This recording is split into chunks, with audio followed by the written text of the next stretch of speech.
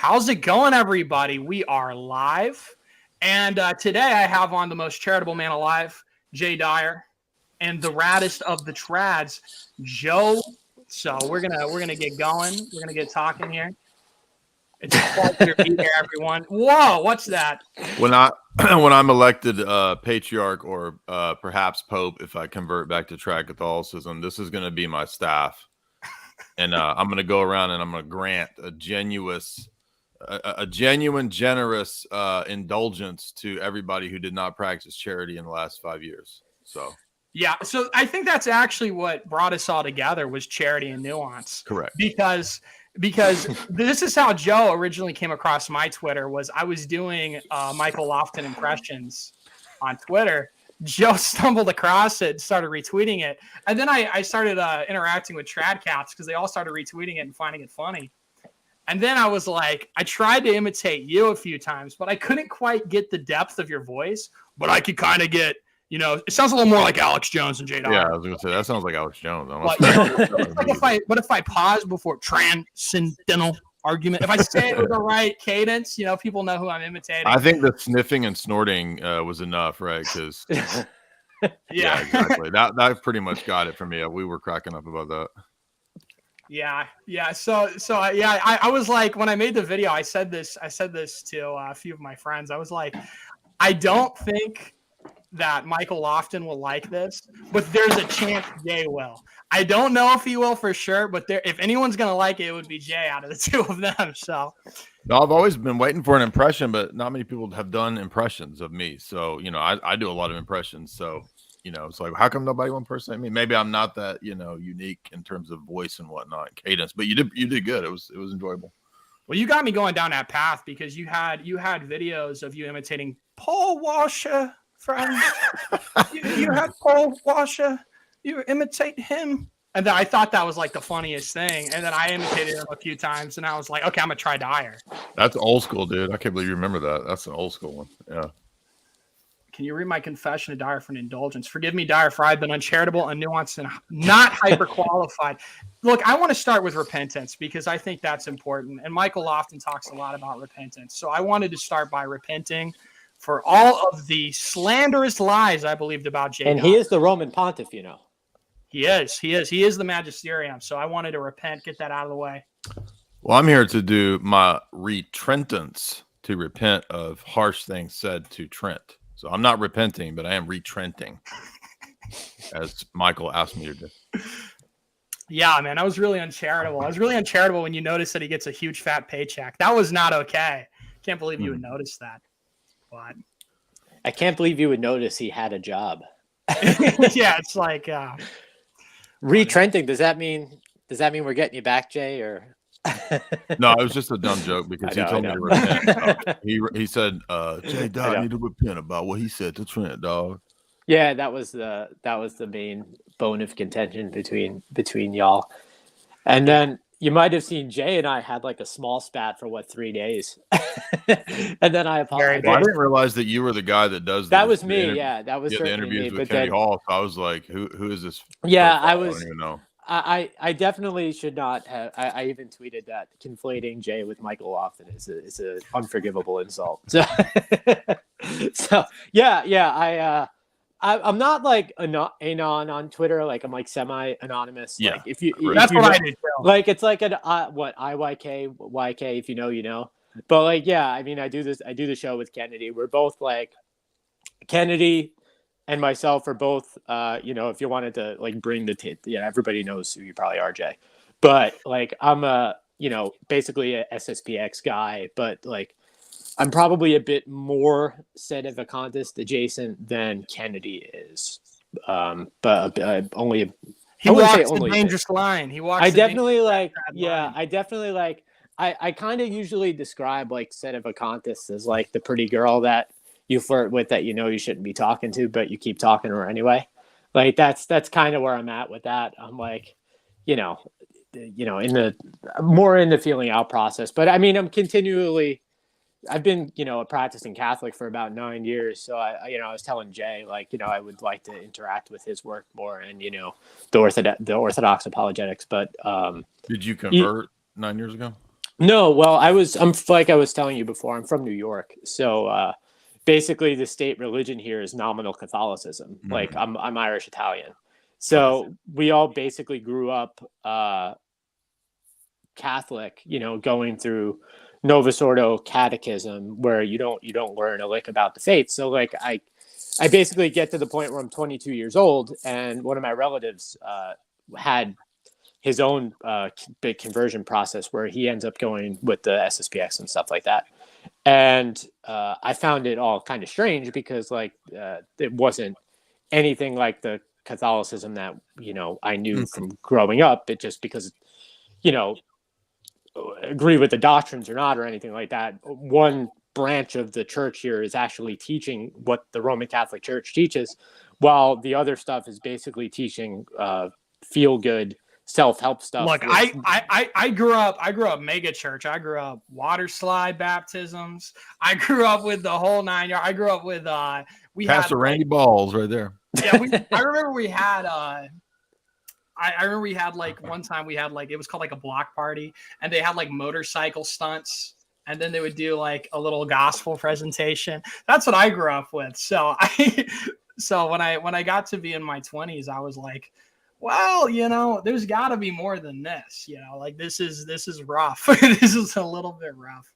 It wasn't all bad. There were a lot of really nice people there. And, I'm thankful for it too, because it exposed me to Christ. It exposed me to Christianity. And if not for that, then I would have never found Christ at all. So I am thankful for it, but it's kind of a wild way to grow up. And so, yeah, the worst of the Novus Ordo abuses would have been nothing to me.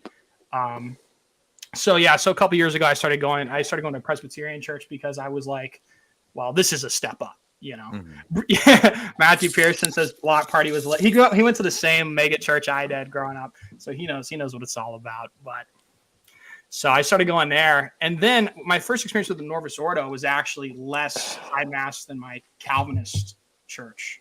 So then that's when I realized, oh, wow, there is a problem here. But, before that, I would have had no frame of reference there. Yeah, I contrary to what you might have heard, I didn't change my religion 100 times. It was 95 times. And that 96 times. One time for each thesis. Mazel tov, Jay. Now 96 time is going to be maybe Scientology.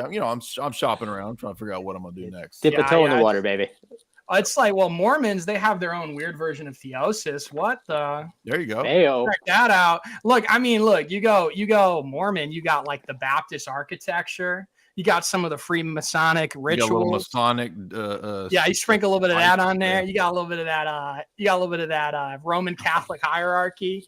Prophet retconning what he says every 5 seconds, and then you got the good old fashioned weird version of theosis that's super blasphemous. So. One thing, the funny thing I heard about Mormons a long time ago, which I always thought was funny, was this came out, I think, back around 2001 or 2 or 3. Because I remember it came out when if you went to Pizza Hut, the boxes had Darth Maul on the box. So it was whenever Phantom Menace came out. Because I remember having this conversation because somebody was like, "Oh yeah, Mormons own like a giant portion of Pepsi and Pizza Hut stock." And I was like, "What?" They're like, "Yeah," and which is ironic because they don't believe in caffeine. Yeah, they own a bunch of Pepsi funny. Stock. That's right. I started thinking like something's off with the Mormon thing. This is weird. And then I that's when I kind of got deeper into studying the history of Mormons and that kind of stuff. Well, I want to talk to more Mormons because my experience with Mormonism is just like a few people that I know. But I want to talk to more of them because their religion is so esoteric. They're not used to people really knowing about it.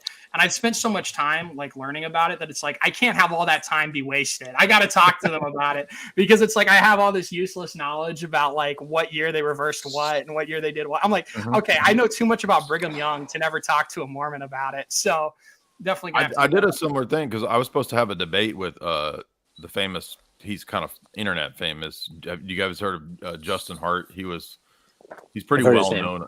He's pretty well known on Twitter and whatnot because he was going to be Mitt Romney's faith and family values counselor or something like that if Mitt Romney had won the election. And I did like 2 weeks worth of research, really deep into Mormonism. This is back in like 2007, and we were supposed to do a public debate, and like the day of the debate, he'd backed out of it. He's like, I'm not going to do it. I'm not going to do it. So, well, I had all of this like time put away, prepping for a big Mormon debate with that dude, and he backed out of it. Well, all they do is it's just basically the Muslim arguments, three acts. They're just like 1 + 1 = 3. I was just like, okay, dude, I don't know how long we can have this same conversation with you people, but yeah, it is pretty low tier. I mean, every now and then they'll have a couple people a little more sophisticated than that, but I think we've had some Mormons in our Discord convert, so maybe the theosis element is some kind of bridge to the Mormons, but I don't know. Well, I think the thing where you get Mormons is they pride themselves on like the esoteric side of their theology and like how like fringe it is. So it's like sounds terrible, but if you talk to them about like sort of like the parts of Christianity that aren't spoken about, they get all excited. They're like, oh, whoa, what's that theosis? Yeah, exactly. Oh, right. wow, that's crazy. Oh, you can kind of get them in that way. Right. But then it's like, it's like you don't want to pull a fast one on them. It's like, no, we are Christian. It is normal Christianity. The difference between the LDS and the JWs is that the LDS look happy all the time. And the JWs look like they're in perpetual funeral. Well, I mean, there's a really simple explanation for that. The LDS still get Christmas, and Christmas time's a good time. If you're a JW, you don't even get to celebrate Christmas. And that would do it for me, man. If I was stuck in a cult and I couldn't even have Christmas, that would ruin my life. So if I'm going to be in a cult, I might as well get the happiest time of the year in there. You know what I mean? Yeah, it was JWs that first got me interested in apologetics. I remember I met this Jehovah's Witness girl when I was 18, when I first started reading the Bible, and she had been, raised Jehovah's Witness. I went to like middle school with her, so I knew she was Jehovah's Witness. I didn't know anything about it. And then we had an argument one day in class or after class in like 8th or 9th grade, and she was talking about she had all these anti-Trinitarian arguments, and I just started reading the Bible, and I was like, so she like forced me, right. So my first debate actually lost to a JW girl in my my 9th grade class. So I was like, so that got me interested in apologetics. I didn't know anything about defending the Trinity or anything like that. Yeah, sometimes you're not prepared. I had a discussion with a Muslim student back when I was in college, and like all green and stuff like that, and Catholicism. Like I'd probably been practicing like a year or something, and like he handed me my ass after like 10 minutes. I had a similar situation too with Muslims. I'd never interacted with Muslims, and I met one time. I think my first or second year of college, like maybe when I was 21 or 22, and they were throwing out kind of a lot of the same kind of stuff as the Jehovah's Witnesses do, and so I wasn't really sure how to reply. And that those kinds of things are good because they spur you on to to learn more, to actually go read it. Yeah. Which is I'm per your particular school of thought. I have like a working understanding of like what Palimism is, what Thomas's understanding of divine simplicity is, what less so with the Orthodox claims of contra papal supremacy and things like that, but not something where I would be able to necessarily feel like I could make an attempt at refuting it or anything like that. So yeah, what? I think you actually need to repent of not being more confident. I want to see a little more. I want to see a little more pre-less maxing from you over there. It depends. It depends on the subject. There are days where I'll just go out there and pretend like I know exactly what I'm talking about everything and just like burn it all down. But like, look, if I'm in a situation where I think like there's a half a chance that like somebody might get the better of me, you got to be careful. But for the most part, and I think this, people are kind of morons. So like you want to debunk Jay Dyer, it's that simple. You take this book, you go to Matthew 16, Bible. Upon this rock I will build my church. Debunked, pack it up, it's over. Well, I read 16, 18. We got you. The best so far, the best book I've read on the papacy is a real short book we discussed, Fortescue.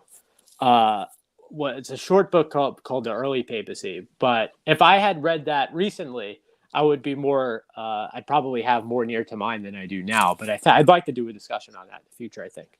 Okay. Yeah, I'm always down for that. I know you are. Yeah, I know you are.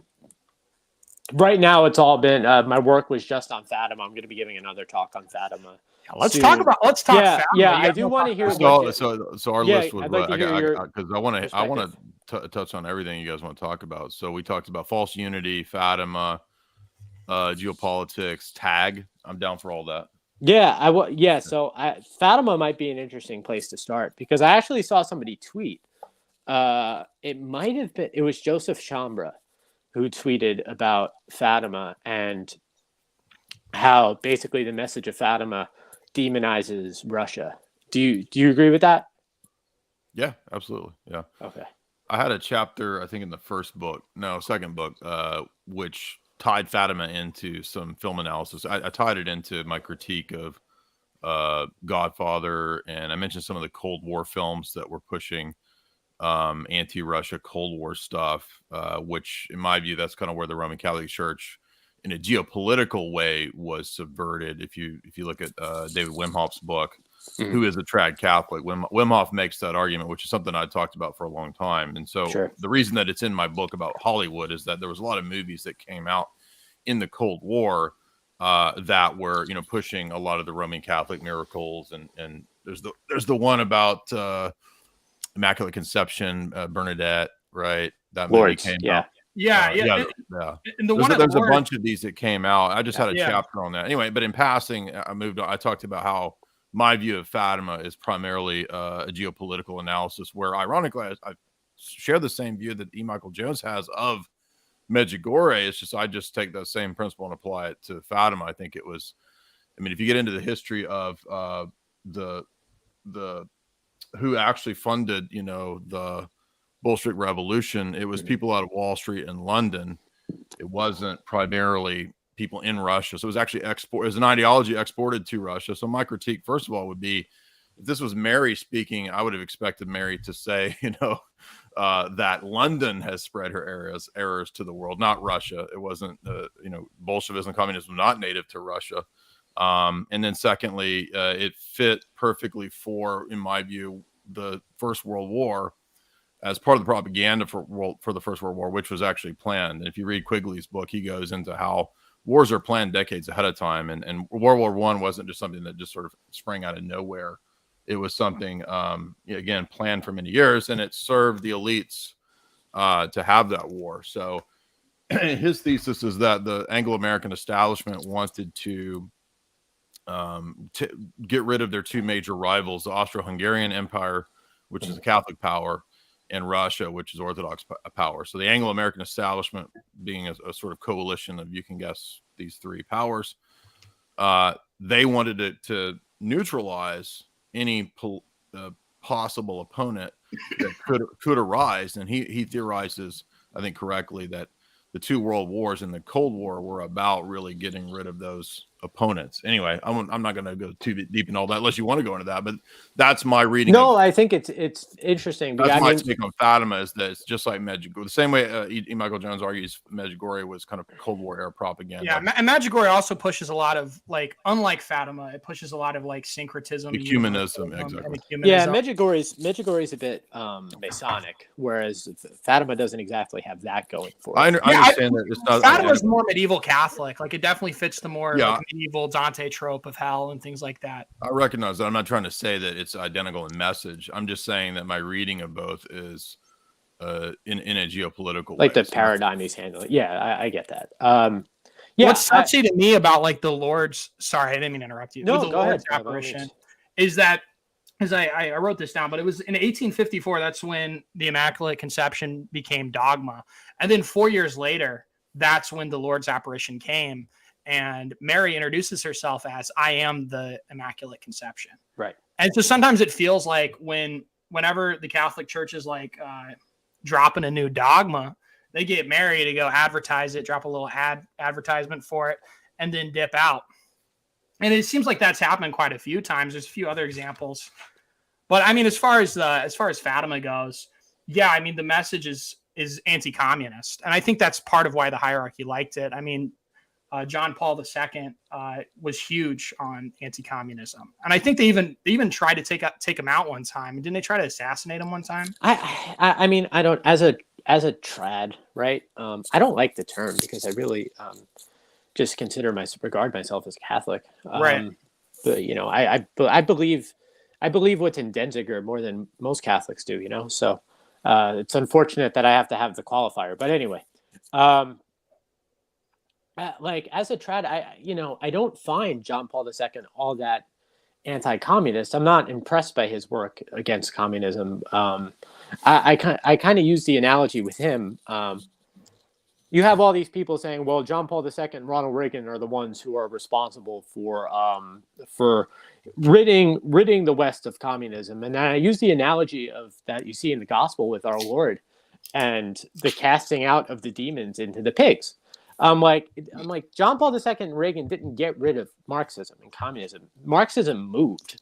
You know, Marxism relocated principally from Russia, where basically, I'm not saying you and I would probably agree, Jay, where the money was coming from vis-a-vis the Russian Revolution. But the ideology too. Yeah, that too. Yeah, I mean, Marx and Engels are from England. They're from London. Right. Well, Marx and Engels, and then there's other what Bishop Williamson would have called Red Sea pedestrians behind some of this stuff. Well, I'm just talking about Marxism, communism, right? I mean, and there's people prior to Marx and Lenin, sure. I mean, you can go back to, the revolutionaries in the French Revolution. They were pushing communism too. Adam Weishaupt taught communism. Right. So yeah, it's certainly older than Marx, but modern Marxism, that's out of London, straight up out of London. 100%. Oh, sure.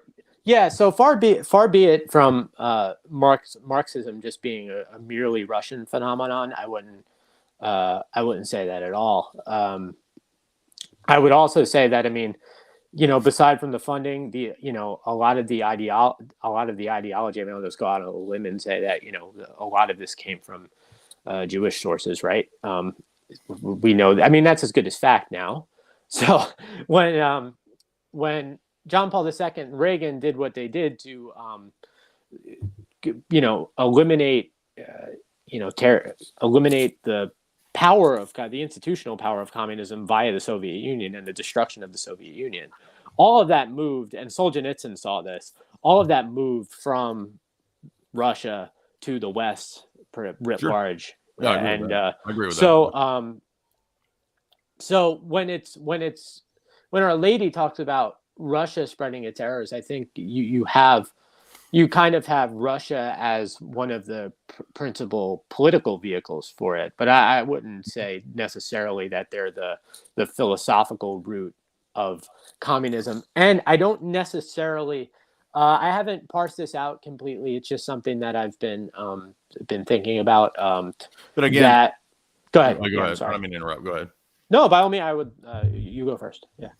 It's just that from my reading of a lot of these geopolitical texts, the locus of power in the 20th century is not the Catholic Austro-Hungarian Empire. It's not Russia. It's the Western Atlanticist establishment that is funded, aided, promoting a lot of this stuff from originally the British Empire before it becomes Pax Americana.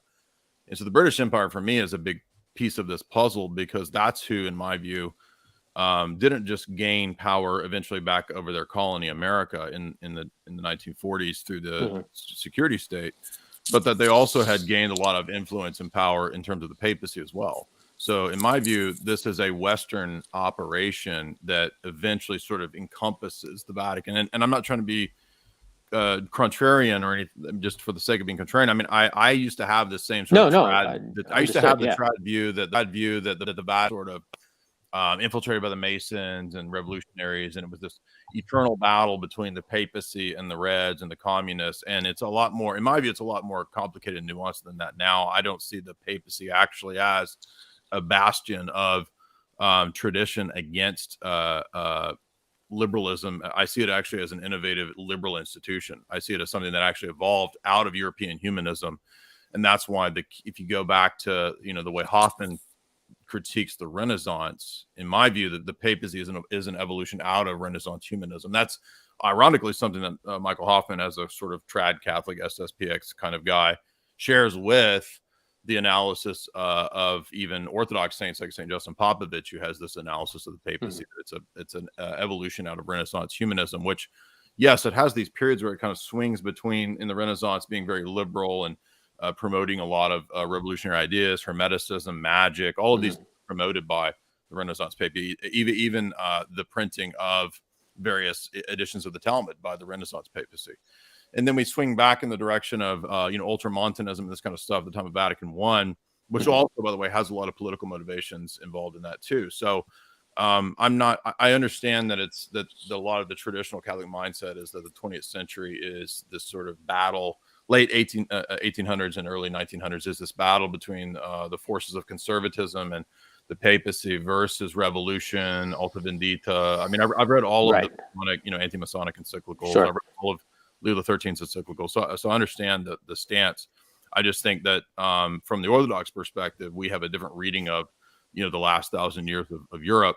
And we also have a different take on the way that we would approach the miracles from the outset. So in my view, you might think this is Protestant, but I think that we're supposed to, and I say this because a lot of religions will claim all kinds of miracles, which is why I don't typically go to the Holy Lights miracle in Jerusalem, as a proof of orthodoxy, just because it's not that I don't think there's miracles. It's just that I think that every religion claims miracles. And so the better approach is, if you look at Deuteronomy 13, Deuteronomy 18, and Galatians 1, Paul, I think, is following in the footsteps of what's in Deuteronomy 13 and 18 and pointing out that we follow what's the previous revelation, even to judging the miracles. I think the true faith will have miracles, but just miracles themselves are not really going to be the deciding factor. And that's why, it's Deuteronomy 13 and Deuteronomy 18 are so clear that even if a person predicts the future, even if the miracle occurs, it's a great omen, and it tells you to have a different theology or go in a different direction, you don't listen to it. You have to go with the prior divine revelation. And I see Galatians 1, Paul reaffirming that principle by saying that even if an angel appears and teaches some other theology, you don't even go with that. So from the outset, I don't accept Fatima just because it's, as an Orthodox person, it's an apparition that comes out of the Roman Catholic world and is there to sort of vindicate Rome. But I wouldn't expect a Roman Catholic person to accept Orthodoxy because of the claims of the Holy Lights, this kind of stuff. Oh, you got to, or there's apparitions of Mary, in the ancient church, or like, I'm not going to use that as an argument against a Hindu. Of course. Or, you have to. How are you going to disprove this miracle? That's why I think there's better approaches. And there's some odd things like Mary saying she's going to hold back the hand of Christ, and that's La Salette, I believe. That's La Salette. Yeah, and it's either La Salette or Garab. I think that's La Salette, and I think it's repeated in Fatima. I think it's in both. So things like that are a little bit odd. Did you want to say more about Fatima, Joe? I don't want to. Well, I wanted to say where I agree with you, and that is kind of axiomatic, right? Because it's miracles themselves. It's kind of getting to the role of miracles in apologetics per se, right? Yeah. It's like miracles are not first things. Miracles are really second. The idea would be that miracles. You kind of see it in the gospel too. I mean, our Lord teaches and then ratifies his teaching. I agree with that. Via miracles, right? It's not something that he performs a miracle and then says something. Now will you? Yeah, right. Right, and it's in that order for a reason. So yeah, I would agree with you there. And I you obviously know this, being aware of the debates that are going on in Catholicism, beside from just debates that are external to Catholicism. There's a lot. Obviously, there's the whole papal minimalist movement, which I don't ascribe to. Sometimes I think it's wishful thinking. I think people are like, wow, I think we went a little too far with Vatican I. Can we reel it in? Can we reform Vatican I? I'm not sure quite where I stand on that. As far as I could tell, within the Catholic camp, it doesn't seem clear to me exactly where, short of magisterium, where are interpretations even from the Doctors' Code, like where does Bellarmine stand, for instance? And we don't know where Bellarmine stands in relation to Cajetan or John of St. Thomas. so on and so forth. Because if Bellarmine's interpretation of the papacy and heresy is correct, we would probably be in a situation of sede vacante, right? The office would have been surrendered, probably with Paul VI, at least with Pope Francis, I would say. But if John of St. Thomas and Cajetan are right, there would need to be this trial, and the Pope would need to be put on trial for heresy, so on and so forth. People know, can look at the arguments and stuff like that. Father Cicada parses out what they say pretty well, I'd say, in depth. I mean, but what the church doesn't see, what we don't know is, at least not to my knowledge, is where exactly the church would fall, whether or not they favored Bellarmine or whether or not they favor John of St. Thomas or Cajetan. And so, go ahead, Jay. Well, and I'm not trad Catholic, so I don't speak for the trad cats, obviously, but my understanding is that Vatican I settled that question. So while it might have been the case that you could have the theories after Cardinal Cajetan and Bellarmine that there could be a heretical pope who's either a material or formal heretic, whatever, but it looks to me like Vatican I kind of settled that debate and really doesn't leave much room for the possibility of that. Maybe you have a different reading of Vatican I, but you have these statements that the succession of the office will continue without fail till the end of the world. It's a constituent component of the church, the Roman See.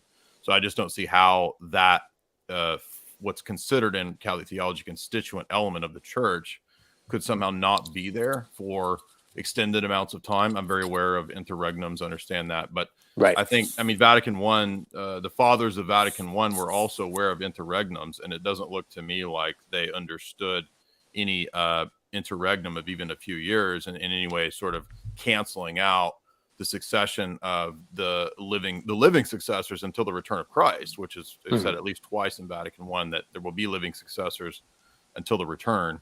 To me, that suggests that like they're viewing that as a perpetual thing that can't go away. So how you could squeeze a heretical pope into that, to me, I don't see how that's possible. And it's also like, I mean, when you think about the first millennium, you have living popes being deposed. You have popes being condemned for heresy. I know people will dispute that. No, he wasn't actually, blah, blah, blah. But like, I think how you can tell there's been an ecclesiastical revolution is like, would that ever happen nowadays? Like at any point, would there ever be a council that would condemn a pope in recent? No, I mean, in my view, it's impossible. I mean, they already canonized them, so that can't happen. But yeah. Well, you couldn't expect, and this was one of Cicada's points. I'm very fond of Father Cicada. I don't follow him ideologically all the way, but I find him bright. He's not with us anymore. But what he said was one of the reasons, for instance, we couldn't expect and this is one of his reasons, I think, for giving more credence to Bellarmine's view, really, than Cajetan and John of St. Thomas, is that you're not really going to see a council of people that think like the Pope condemning the Pope for the errors that they themselves hold. So, I mean, for a council now to condemn the Pope for modernism or what have you, right?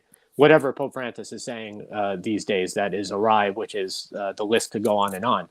They would be condemning themselves by condemning him by and large. I mean, you have a few rogue cardinals that go, that counter signal. You think it would be a future pope that would have to do it? What? How do you? Well, that's what a lot of people hold. A lot of people hold that it's a future pope. I'm kind of between opinions on that. It seems to me, according to Bellarmine, it would be ipso facto, but then again, we spoke about the Vatican I question. Where I get hung up there is, Vatican I says living successors and things of that sort. I'm still parsing out my own view. I'm not my own view. Just to be frank, is I don't, no pun intended, I don't think Francis is a legitimate pope. I don't know. I just don't know how far back I go yet. But it's hard for me to believe that he is. I think that's the thing for me. So like I started investigating Catholicism a while ago. When I started researching it, It was actually because I visited an Orthodox liturgy. One of my best friends had converted, and he invited me to the liturgy. And I kind of thought it seemed legit at the time, and it was very intimidating. So I went to the internet looking for anti-Orthodox polemics, really, because I didn't want to convert to that. So I started looking at a lot of Reason and Theology. And, Reason and Theology, when it started out, had a lot of interesting content, but over time it's just turned into endless pope explaining that never ends and just goes on and on. And as I was watching it, I just started realizing, like, I do not have the mental gymnastics ability to justify what's going on. And I don't have the mental gymnastics ability to hold to some like bizarre view that like Vatican I somehow got it right, but the Pope's a heretic, and just trust eventually there'll be a base Pope. And then I just kept going back, and I kept going, I don't know if Vatican I's it. And then after you get rid of Vatican I don't understand. Like, I've heard of sedevacantists that reject Vatican I and think before Vatican I that the papacy or that the church went away. And it's like, well, how could you do that? Like it makes sense to go back even further. I'm not aware.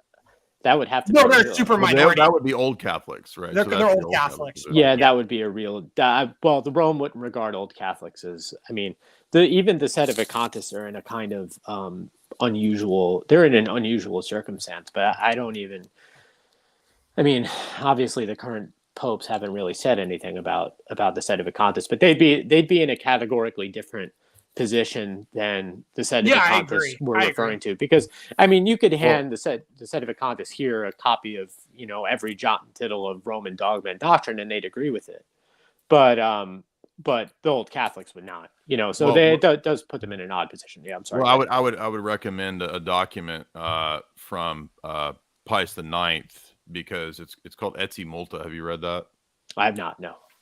It's not that long. I recommend checking it out, because and I know you're saying you're flirting with the sort of the sedevacantist thesis. That was one of the documents that really, for me, was a problem, because as a sedevacantist, because that document basically argues against the all of the arguments that old Catholics use, which are repeated by sedevacantists. I mean, I'm aware that sedevacantists are not old Catholics, but every argument that Pius IX makes in Etsi Multa against the old Catholics applies to the sedevacantists.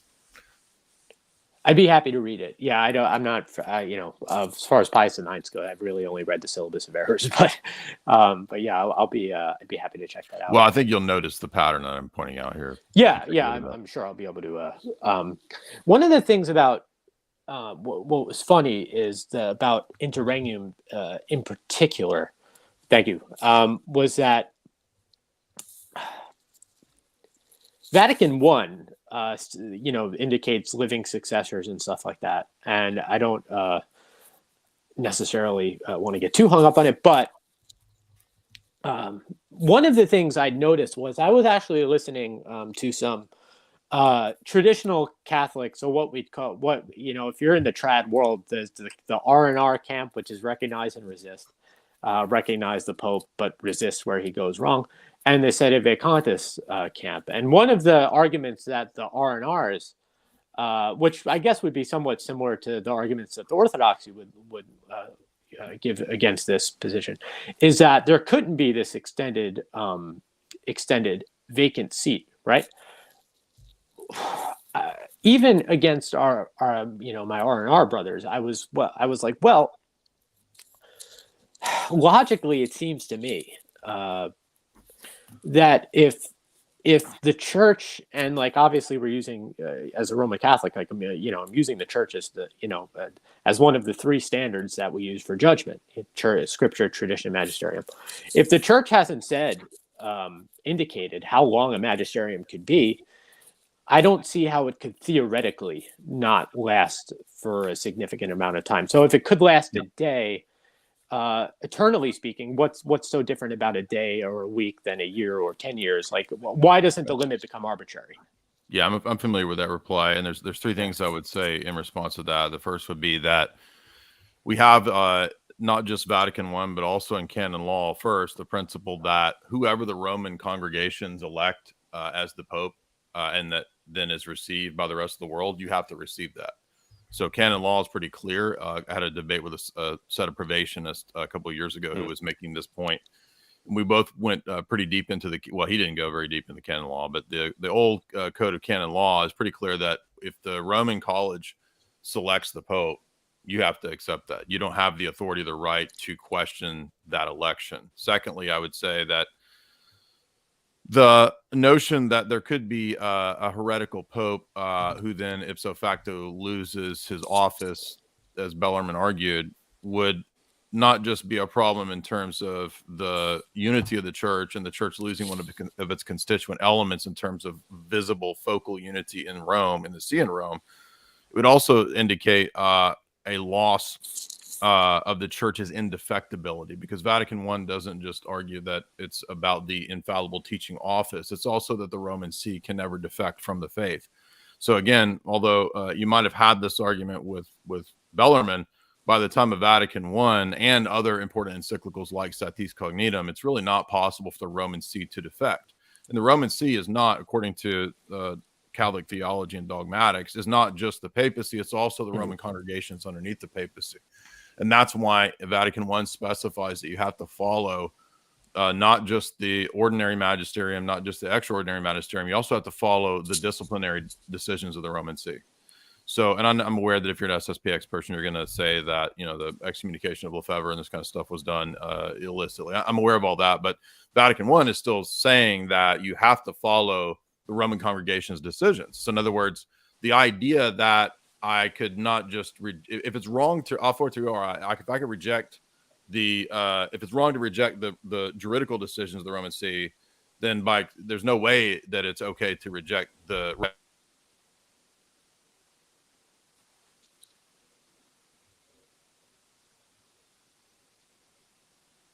Oh, Jay, your mic isn't connected.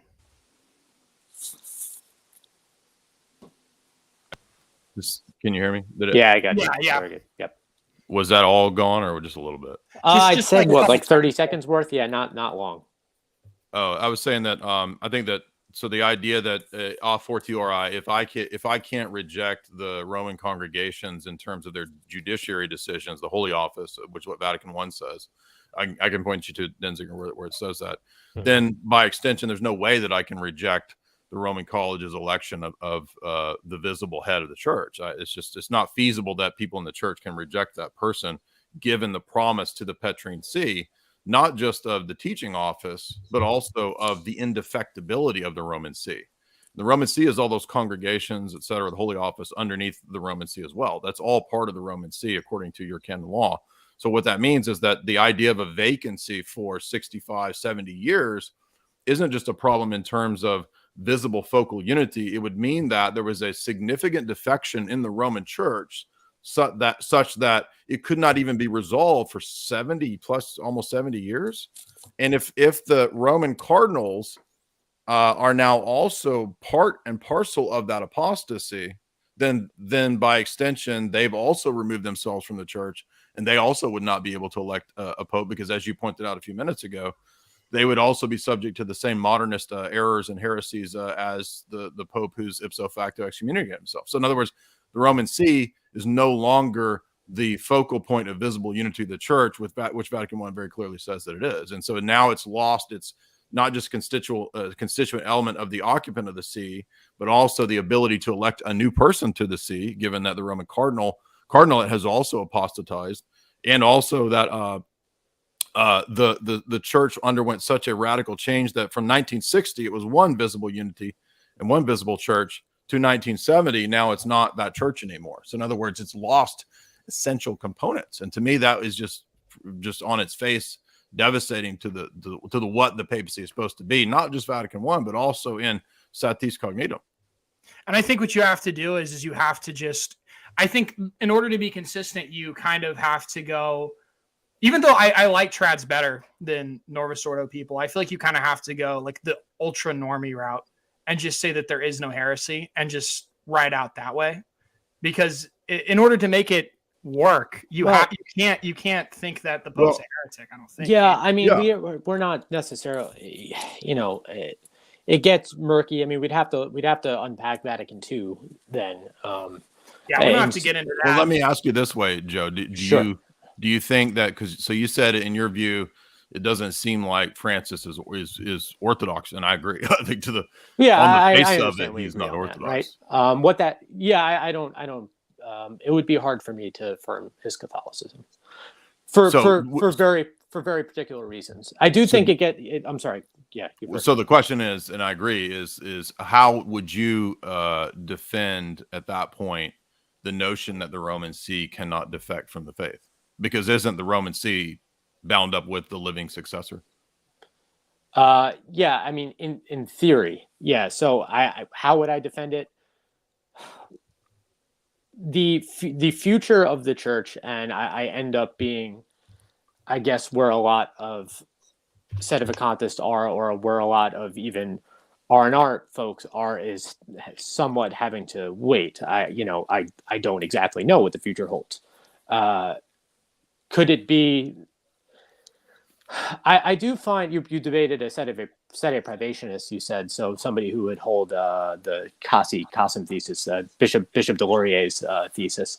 I think it's convenient, but I don't find it compelling, Bishop de Laurier's thesis. I think reality is probably a bit more grim than that. I do know this, and I usually end up debating this issue with Catholics and not people who are who we regard as not in the Roman Catholic Church. What I usually end up telling them on the question of indefectibility is, well, it would seem to be worse if Pope Francis was a legitimate pope, because then he'd be wreaking all this havoc over the capital C Church, the actual, the bride of Christ. In that sense, it would be a deliverance. How we'd go about fixing this sort of thing is anybody's guess. I mean, I couldn't posit whether or not we're in end times or anything like that, or whether or not we're experiencing something akin to the Great Apostasy. I'm open to the view. How we'd elect another pope. Perhaps the sede privationists are right. Perhaps we do have a valid council of cardinals right now who could, in theory, elect a perfectly Orthodox pope. Not that there's a whole ton to choose from, but sure. So if Francis is ipso facto removed himself, how would this not also apply to the people who, according to canon law, elect the pope, namely the cardinal? Aren't they also all believers of the same types of heresies, and wouldn't they therefore also be ipso facto removed? Well, yeah, most of them would in according to that lose their office if they're heretics. Yeah. So in other words, canon law wouldn't apply in terms of we have to accept who the cardinals elect. I'm sorry.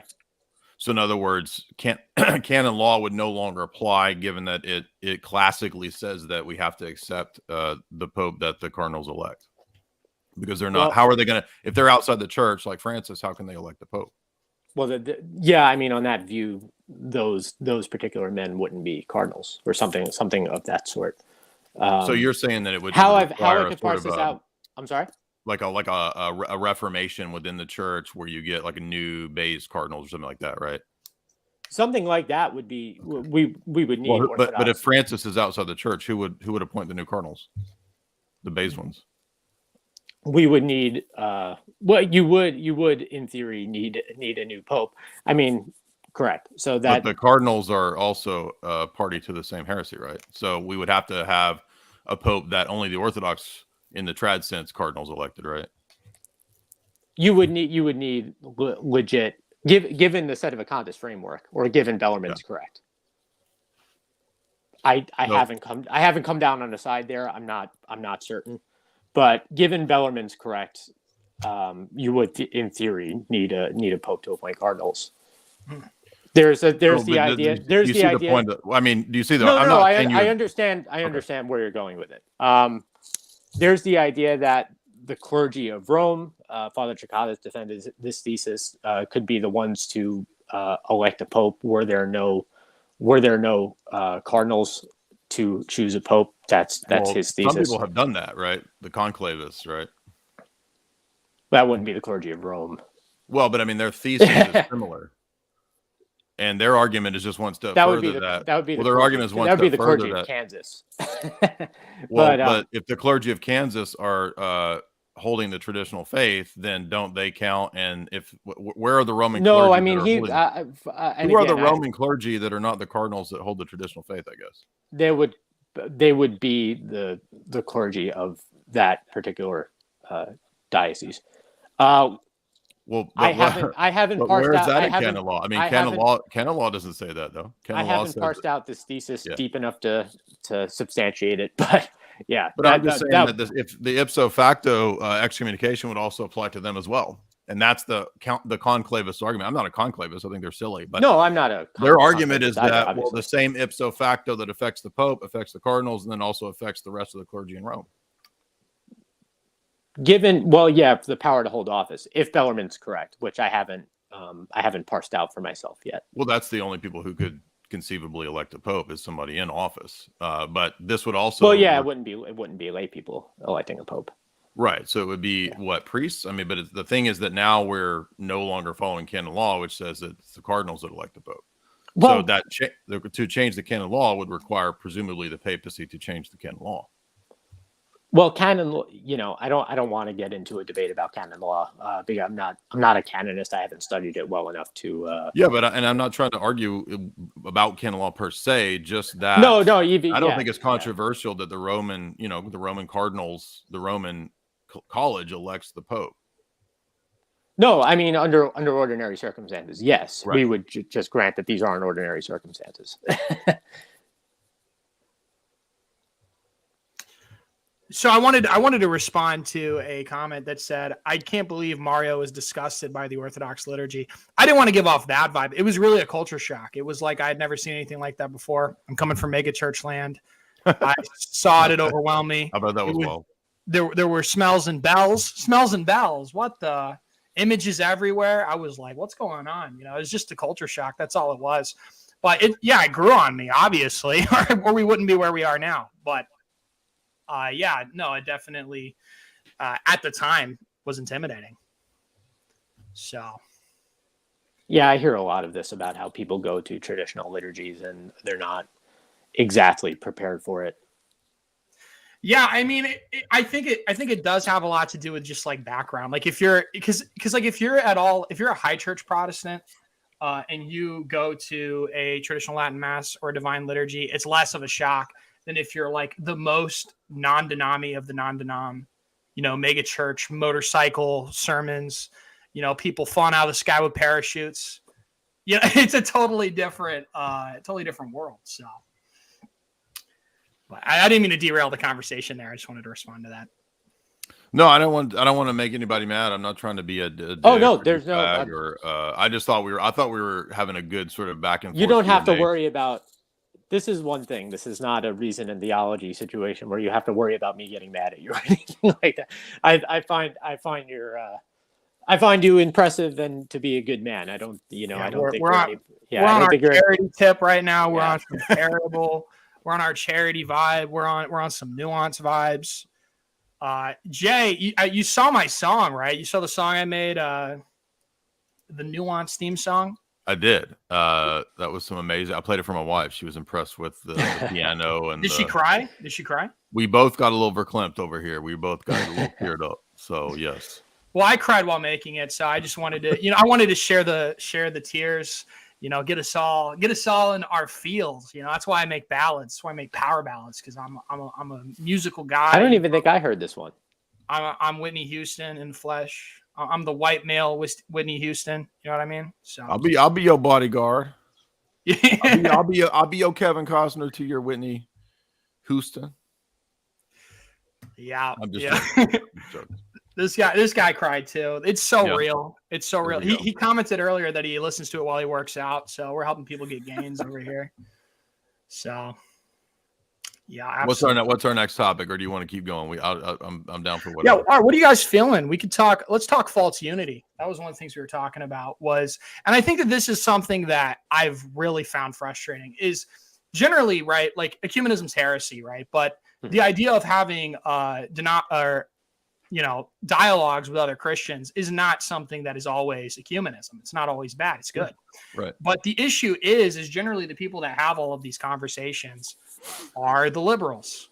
They're the most lefty of the Orthodox, most lefty of the Catholics, the most left-leaning, lines don't matter. We're all in one church. The schism isn't real, type of people. And I think that's why when we got started texting in a group chat, I found it encouraging because it's, I think that you can actually make way more progress when you're conservative or, conservative theologically. I don't even mean politically, but if you really believe your religion, you take it serious and you're uncompromising.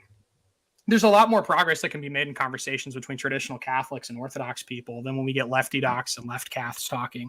And with my channel, I say I'm the masculine gospel simplicity. I'm gospel simplicity for Chads. You know what I mean?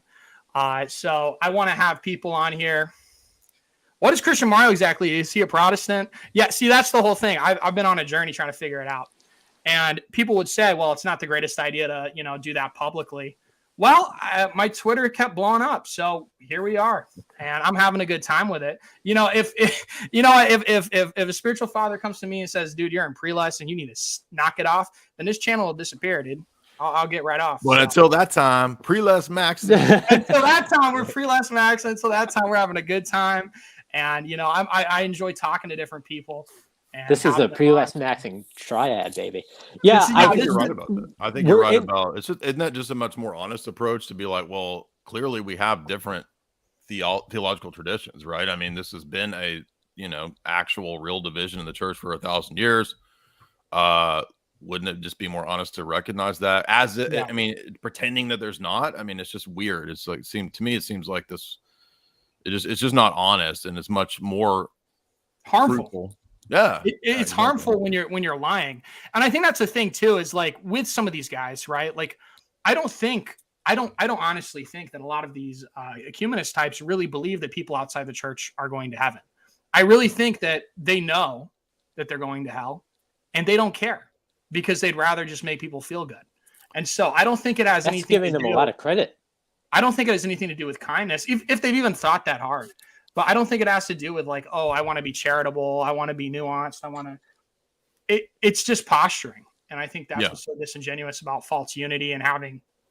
Yeah, I think it's a vice of cowardice. First of all, it's a vice of cowardice to not, honestly present your tradition and pretend like, we're all saying the same thing. I mean, the whole, ecumenist movement is based on, a lot of liberal ideas about evolutionary theory. I mean, Pacendi Dominici Gratius of Pius X. I mean, I'm not a Catholic, but I agree with his assessment of the trek of ecumenism and liberalism, that it's based on the idea that all these things evolve, right?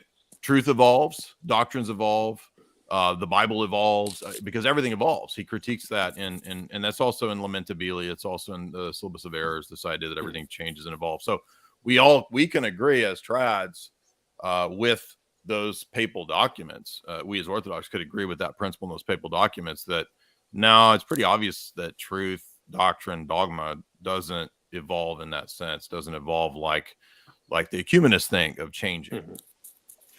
Yeah, and I'm not like an expert. I mean, I'll pull a J and show you I have the book. Pull a J and just see I got the book. You know what I mean? But I'm not like an expert or anything. But from my understanding, I think one of the biggest differences between Orthodox and Catholics on development is basically just the idea that you can draw like inferences, and as long as the inferences are consistent, you can just keep evolving. So like that's something that I feel like, I could be wrong, but when I talk to a lot of Catholics, it's kind of like, well, this is consistent with other things, so we can extrapolate and say this. Whereas Orthodox would go and say, it's St. Vincent. It's, a baby can turn into an adult. We can get a more mature version of the same thing, but we're not going, or a more better articulated version of the same thing, but we're not going to have, a baby turn into a chicken, or a pig fly. Like there's certain lines that you can't cross there. Which isn't what Catholicism would say, that a baby's turned into a chicken, right? I don't. You know what I mean? I don't think so. But what I'm saying more is that you have, especially with leftists within the Catholic Church, they want to go really far with the development stuff. Like they want to go like it's intrinsic to mankind that we're always improving, right? And that we're always getting better. So it doesn't make sense that women can't be priests, because, if women are improving and we're improving, and, St. Paul says that there is no Greek or Jew, we're all one in Christ, then why wouldn't, like, the natural development be, if we're post-millennial and we think everything's improving, why can't we just have it where we have women priests? This is the development. It's consistent with the past. We're growing, we're improving. And so you can like twist and pervert things. Right. It would have to be consistent with nature. I mean, even good-natured Protestants, like on women leadership, for instance, would say that there's no room for this on grounds that are like Scripture condemns it clearly, that are singularly basic, not not anything like. I always think of like basically, I'm not an Aristotelian, but I mean Aristotle's idea of the forms is like the oak tree coming out of the acorn, and that would probably be a more apt way to describe it. But like, you can't get it. You could plant an acorn, right, and never get women priests, because it's more than just a logical leap. It's just an absurdity. It's just patently absurd, So if they, were they to, I don't think they're going to go that far, but were they, I mean, it would just be, I don't even know where we would go with that. But yeah, I would say that, we would pretty much categorically reject the idea of even, depending on what you mean by development. I mean, development's a little ambiguous, because we might mean that, canon laws in one sense could be a development, because later canons in the ecumenical councils are addressing new problems in the church. So in that sense, is it a development? Yeah, but it's an application of kind of eternal divine law and principles. It's not a development of the theology or of the church itself. So for us, Orthodoxy is known as sort of, the unchanging church, and we pride ourselves on that because we don't want to think that the faith that the apostles handed down is any different than the faith that we see at the Seventh Ecumenical Council. And so we would even go so far as to say that even though we don't see in the first century an explicit patristic teaching about icons, it doesn't matter, because at the Seventh Council, they appealed to the tradition of the apostles to vindicate the icons. And you can read that in St. Theodore. You can read it in John Damascus, who, wrote the treatises that were reaffirmed affirmed as orthodox at the Seventh Council itself. So for us, we don't even believe that icons are this evolving thing, and that's why it's so important to go into the ancient liturgies and look at the structure of imagery in the liturgies, the traditions that surrounded relics, the traditions that surrounded the bodies of the saints, which is right. That's a post-apostolic thing pretty consistently. And that's why when we look at the real presence in the first couple centuries, that's the same principle behind imagery, right? This incarnational principle. And so there are ancient, liturgical sites that have and demonstrate imagery in the first, second, third century of the church. So to us, that's demonstration of the fact that no, even icons weren't something that evolved. Now, you might get elements that certain nation states evolve a certain style of icon or something like that, but that's not evolution of dogma in any real sense. In the Seventh Council, when it gets into iconography, and it goes really deep into iconography, it takes a lot of this into account, and it makes the argument that it is holding up to the apostolic faith. It does not argue that it's that iconography is something that evolved, that rather that it's actually a direct development out of the Jewish liturgical synagogue tradition and temple tradition. And that's why you can look at the ancient Dura Europos synagogue. It's a famous synagogue which has icons all over the wall from the second or third century.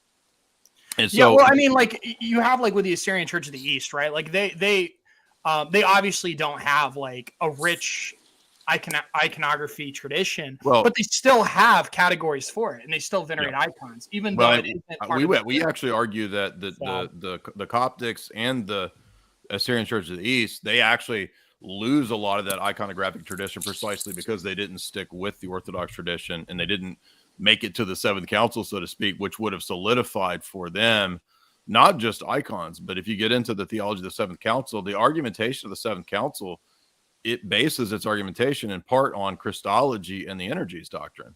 But Yeah. But you still at least have like, I mean, like this does get in the way of a lot of like Muscolastics, or not Muscolastics, Muscholars. Muscholars said there's no icons ever in the early church. Well, it's like the fact that, the Oriental Orthodox, they never had, an ecumenical council about icons, and yet they have them. And yes, do they have less, Right. and is their tradition less? But it still does fly in the face of scholars that they would have. That's typically a Protestant claim right argument. there. Ironically, that's a Protestant argument. I mean, it's Protestant liberal scholars who would make those kinds of arguments, and it was a lot of the reformers use that kind of argumentation. Oh, Well, a lot of icons weren't Catholics use that argument now to say, well, you Right. accept development already because you accept Right. icons, so therefore you have to accept our other developments. So they just sort of use like scholars to cast skepticism on everything that ever happened in church history, so that way they can force you into their position. But you'll notice again, the Seventh Council itself is arguing that the icons are the apostolic tradition. They're not a development that evolved out of just some generic principle. There actually were images in the ancient synagogues and in the ancient churches that came out of the synagogue tradition. Just look up the Dura Europa synagogue. It looks like an Orthodox church. Well, you also have like I think like the similar because immediately off the bat you have with Polycarp the veneration of relics. Right. There's a similar like logic behind the veneration of relics that there would be to iconography, and I think that already shows that there's like a dulia latria distinction early on. The fact that they're doing that, and so really for Nicaea too, you're trying to prove that there's a dulia latria distinction and that it's real. To prove iconography. Well, you don't really have to put that much effort to even prove that distinction between veneration and worship exists, because it's there so early. It's there literally so early. Yeah, I agree totally. Yeah, it's in the book of Acts. It's in the Old Testament, so absolutely. So I'm sure we can all agree there. That's nothing really that controversial. Yeah, I have obviously no issue with icon veneration, right? And a note to my Roman Catholic friends, if any of them are watching, about Jay talking about digging into liturgical texts for as a source of tradition, right? It's a good reminder for us as to why liturgies are not to be tampered with and willy-nilly changed and bastardized would probably be a word Lefebvre would use. Out of hand, because they are your traditions in the literal sense, and tradition is one of the three pillars of the church: tradition, magisterium, scripture, right? Yeah, and you have very clearly that liturgy is theology and not necessarily a mere discipline. Jay, have you read the book? I haven't read the whole thing yet. I read a bit of it. It was recommended to me. The Banished Heart by Jeffrey Hull. I'll link it to you.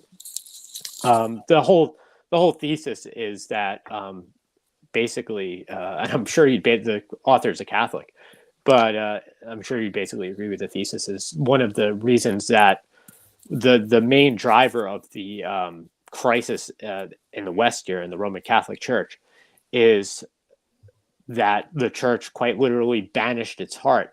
And the thesis of the book is that the East represents the heart, and the West, in a way, represents the head. So you have scholasticism and all, the natural theologians and the manualists and all that representing a tradition in the church which is very lettered and scholarly, and gets to a point where we approach Vatican II, and we've dispensed so much with the mystical, the East, that we end up with Vatican II and the Novus Ordo, which is a Protestantized liturgy and a Protestantized council, which for that reason, so everything is basically very reasonable, but not so in the sense that it's rationalistic and legalistic, not in the sense that it's reasonable, but in the sense that it's didactic. Everything has to be taught. Everything has to be understandable, because there's nothing supernatural left, which is what Friedrich Nietzsche forecasts in when he when he describes the history of German philosophy. He decries the German theologians getting getting into the philosophical traditions of Germany, and this is what we end up with. Everything's completely didactic and wishy-washy. Whereas when we surrendered the East, when we tried to overly Latinize the Eastern traditions, and and of course after the schism, we lose the Eastern understanding of theology, which is first mystical, and venerates tradition in its liturgies and in other things. And it is that mindset that could have prevented what we see happening in Vatican II and after. And what I think a lot of Catholics, a trap that Catholics end up falling into, is you hear this with guys like Father Ripperger pretty often, is that you need a return to Thomism, when that's not necessarily the case. The neo-Thomists in a lot of ways are what got us into this mess to begin with, this overly rationalistic outgrowth of scholasticism, and then neo-scholasticism, and then so on and so forth. And then you get this overly rationalized liturgy and this overly rationalized council at the expense of what we lost from the East. I'm sorry, a bit of a tangent, but I would agree with some of that. One thing I would say is that, when Orthodoxy oftentimes is criticizing scholasticism, it's not criticizing the notion of being academic or scholarly, because, of course, a lot of the medieval Byzantine theologians were the premier academics and scholars of their day. St. Photius was the bibliographer of his day. I think he wrote, hundreds of books, hundreds of texts. I don't mean being prolific in the sense. I more mean being like legalistic.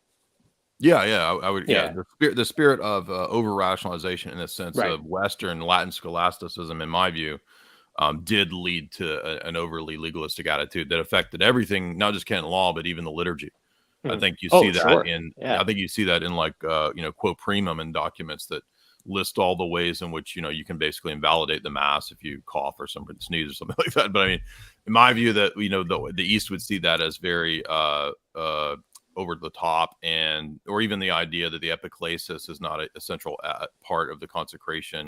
The West makes it this very, the words of consecration. That's where you have matter, form, and intention, and it's this very specified thing. And in the whole Eastern tradition, it was not as letter of the law, as much more spirit of the law, which is why you hear Orthodox people talking about economia all the time, because we see that as operant, all throughout the first 7 councils. And I would add too that for us, everything flows from Trinity and Christology, everything. So all of the theology comes from, we have a different order of theology. Like if I were to pull out the Summa Contra Gentiles, right, the first book deals with natural theology, speculating about God via abstracting from principles from nature about his essence. The Orthodox view is different. We don't begin with that approach. So we begin with personhood, with the person of the Father, right? And so our theology, first and foremost, is Trinitarian. If you look at John Damascus on the Orthodox faith, very different from the approach of Aquinas. And for us, it's not like different schools. That is the approach. You have to do Trinity first. And then Trinity gives us our Christology, and then Christology gives us our doctrine of ecclesiology, the sacraments, and all of that. So if you mess up on any of those things, then everything else gets messed up. So that's our reading of the whole second millennium of the Western Church, is that once there was an error so significant, relating to filioque and this kind of stuff, it affected everything else. And all of that is just to say that the theology of the first 7 councils is, almost entirely Eastern. So if we want to understand Trinity and Christology, for example, the Trinity is confirmed at Constantinople I, and it's confirming the Cappadocian doctrine. So we really can't do, in the Orthodoxy, you can't do Trinity apart from Cappadocians. It's not Augustine's Trinity that's accepted by the ecumenical councils for the church. And if the ecumenical council accepts this doctrine of the Cappadocians as the Trinitarian doctrine, in our view, that would be the mind of the church. So rather than looking to the Roman See, picking out what Augustine said here or what Aquinas said here, as if, sort of going from this guy to this guy, it's what does the council pick as the representative theology of the Trinity, and it's Cappadocian at Constantinople I. And then each of the councils after that, even the 4th council, even Leo's tome at the 5th council is rechecked against Cyril. And the 5th council mandates that you have to interpret Leo's tome according to Cyril. And when they investigated Leo's tome, they measured it at Ephesus. I mean, at Chalcedon against Cyril. So Cyril was the norm at Chalcedon and at the Fifth Council, ironically. And the whole reason for the part of the Monophysite schism was because of the lack of clarity in the tome. And that's why there's the Fifth Council. So I'm not trying to knock Pope St. Leo. I'm just pointing out that the lack of clarity in terms of what's in the tome is the whole basis of the Fifth Council. The Fifth Council has Justinian coming in. Basically, they're also saying that the papacy is involved in heresy at that council as well. This, I think, is in part why Roman Catholics tend to not accept Justinian as a saint. The Orthodox do. Anyway, then the Sixth Council is all about the energies in Christ. So that becomes fundamental there. And then the energies and Christology is the basis for the Iconography Council. So all of that is just to say that, yeah, I recognize the importance of many Latin fathers, St. Hilary, St. Ambrose. We still hail St. Augustine, even though his theology was not ecumenically accepted in many of its parts. The Fifth Council does say that Augustine's anti-Manichaean writings are fully orthodox. So when it gets really specific, when the councils at times list the specific works of the fathers that are accepted, doesn't mean all of their works. The Fifth Council explicitly says Augustine's anti-Manichaean writings are accepted as flawlessly orthodox. So in that sense, we could say, yeah, we totally agree with that. Do we agree with all the speculations and on the Trinity? No, but Augustine himself says and on the Trinity that he leaves this to the judgment of the ecumenical church. And the ecumenical church did not accept the Augustinian view of the Trinity, accepted the Cappadocian. And it's not hard, by the way, to prove that there's two different Trinities, models of the Trinity between Cappadocians and Augustinians. Mm-hmm. Yeah, fair enough. I'm not going to, he's more well-read on that particular topic than I am. I couldn't do a deep dive. Well, I'm just pointing out that it's just for us, when I hear this stuff, it's just that, like, no, you're operating under paradigmatically different. Yeah. I thought, I thought there was an avenue for you to get into tag, which was one of our topics. Sure. Yeah, I'm always open to the transcendental. Yeah, I want to hear it because I'm hearing it recently. So, well, first thing I would say is a lot of people, sort of take issue with it because they think that if the argument is made by a Protestant, it's therefore a Protestant argument, and that's just the genetic fallacy, right? I mean, Aristotle makes causal arguments, right? Right. So does that make causation a pagan argument? Well, not necessarily, right? Yeah, right. So arguments, they stand on their own ground. They either stand or fall, regardless of who makes it. It could be Judas making the argument, right? It doesn't matter who's making the argument. It's whether the argument itself holds or not. But so, we could speak about it in a formal way. It has the form of X is a necessary condition of Y. Y, therefore X. That's the formal presentation of what a transcendental argument is in form. But the Christian, or I would say the Orthodox presentation of it is not without historical precedent. First, I would say that if you look at the first page of John Damascus's Fount of Knowledge, he makes a transcendental argument there, and he's doing the same form that Aristotle does in metaphysics. So Aristotle, the transcendental arguments aren't unique to Kant; they're not unique to Van Til and Protestants. They go back to the ancient world.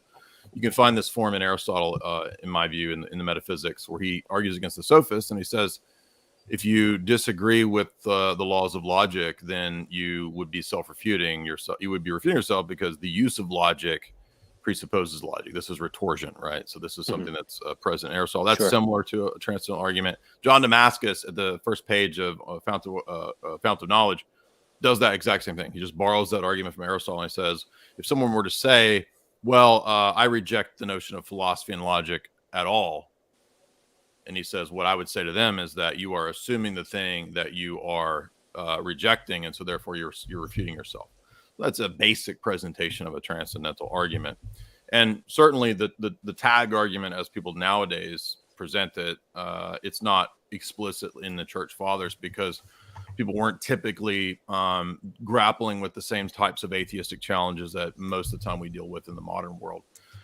So we're appropriating an argument that comes out of a certain domain of logic and argumentation that does have historic precedents, but that's not applied in the exact same way because the challenges of the ancient medieval world weren't exactly the same. Yes, there were atheists back then, but we find this, for example, traces of this, for example, St. Maximus, who argues that the world itself is Trinitarian. There's a triadic structure to reality, he argues in Questions and Doubts.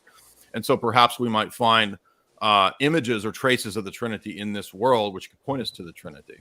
Mm-hmm. And sort of other later Orthodox theologians have kind of built on this to do loose versions of tag that you might find. For example, Father Demetrius Daniloi argues in this way in Orthodox Dogmatics, Volume 1, where he kind of appropriates Maximus and the Logi doctrine. But just to make it really straightforward, the argument is that if we think about a worldview, knowledge, metaphysics, ethics makes up a worldview, makes up our philosophy in general. The possibility of knowledge at all, the possibility of metaphysics at all, the possibility of ethics at all requires some kind of world, some kind of structure. Mm. And only the Christian paradigm has that structure as its paradigm in toto. So it's a holistic argument that relates to logic, ethics, universals, concepts, moral laws, history, all those things. The Christian paradigm itself is self-authenticating and self-justifying because it's consistent. It has the ability to give an account for knowledge. It can give an account for the past and for the future, for the principle of induction, all of these things that come out of the domains of philosophy. And the other paradigms are not able to do that. And not only that, the other worldviews and paradigms suffer from such fundamental mistakes that they actually make knowledge impossible. Now, I don't mean that people who are atheists or whatever don't have knowledge. It's that they can't give an account for a justification for that knowledge. So that's a key distinction there. And so I tend to make this argument just from the Christian metaphysic as laid down by Orthodox theology, and especially St. Maximus, that he gives a specific, unique metaphysic for the entire universe. And that metaphysic gives an account for everything that we believe as Christians and as we live in the world, for even basic principles that we, balancing our checkbook, something like this. Sure. All those things make sense in the Christian worldview. They don't make sense in non-Christian paradigms because at a paradigmatic level, they break down in a very fundamental way. So in short, it's just simply that without presupposing God, you don't have a basis for reasoning at all. And we would argue that at base, all religions, all worldviews, all paradigms are at a fundamental level circular. So we would take issue with Thomistic ideas that there's such a thing as self-evident truths or self-evident axioms or propositions, because that becomes question begging. And it also really isn't consistent in our view with the way that the Trinity is so fundamental. I mean, in other words, if you don't have a Trinitarian view, there wouldn't be a basis for knowledge at all. So this idea that you could have a reason from abstract principles to some Unitarian deity, and then later down the road, tack on top of that Trinity, I mean, that's just fundamentally not the theology of the New Testament or the apostles or anybody. There is no Unitarian Trinity or Unitarian theology that we share with all the world religions. Sure. It doesn't exist. Yeah. And that's that natural theology is actually the basis of ecumenism and Nostra Aetate. It rings similar to, I'm no fan of Nostra Aetate. It rings similar to something I'd heard from Alvin Plantinga, of all people, but it's been a little while since I looked at anything he's done. But well, I mean, Plantinga is, I think, some form of Calvinist. So he Dutch Reformed, yeah, he doesn't believe in like a strict transcendental argument for the Trinitarian God.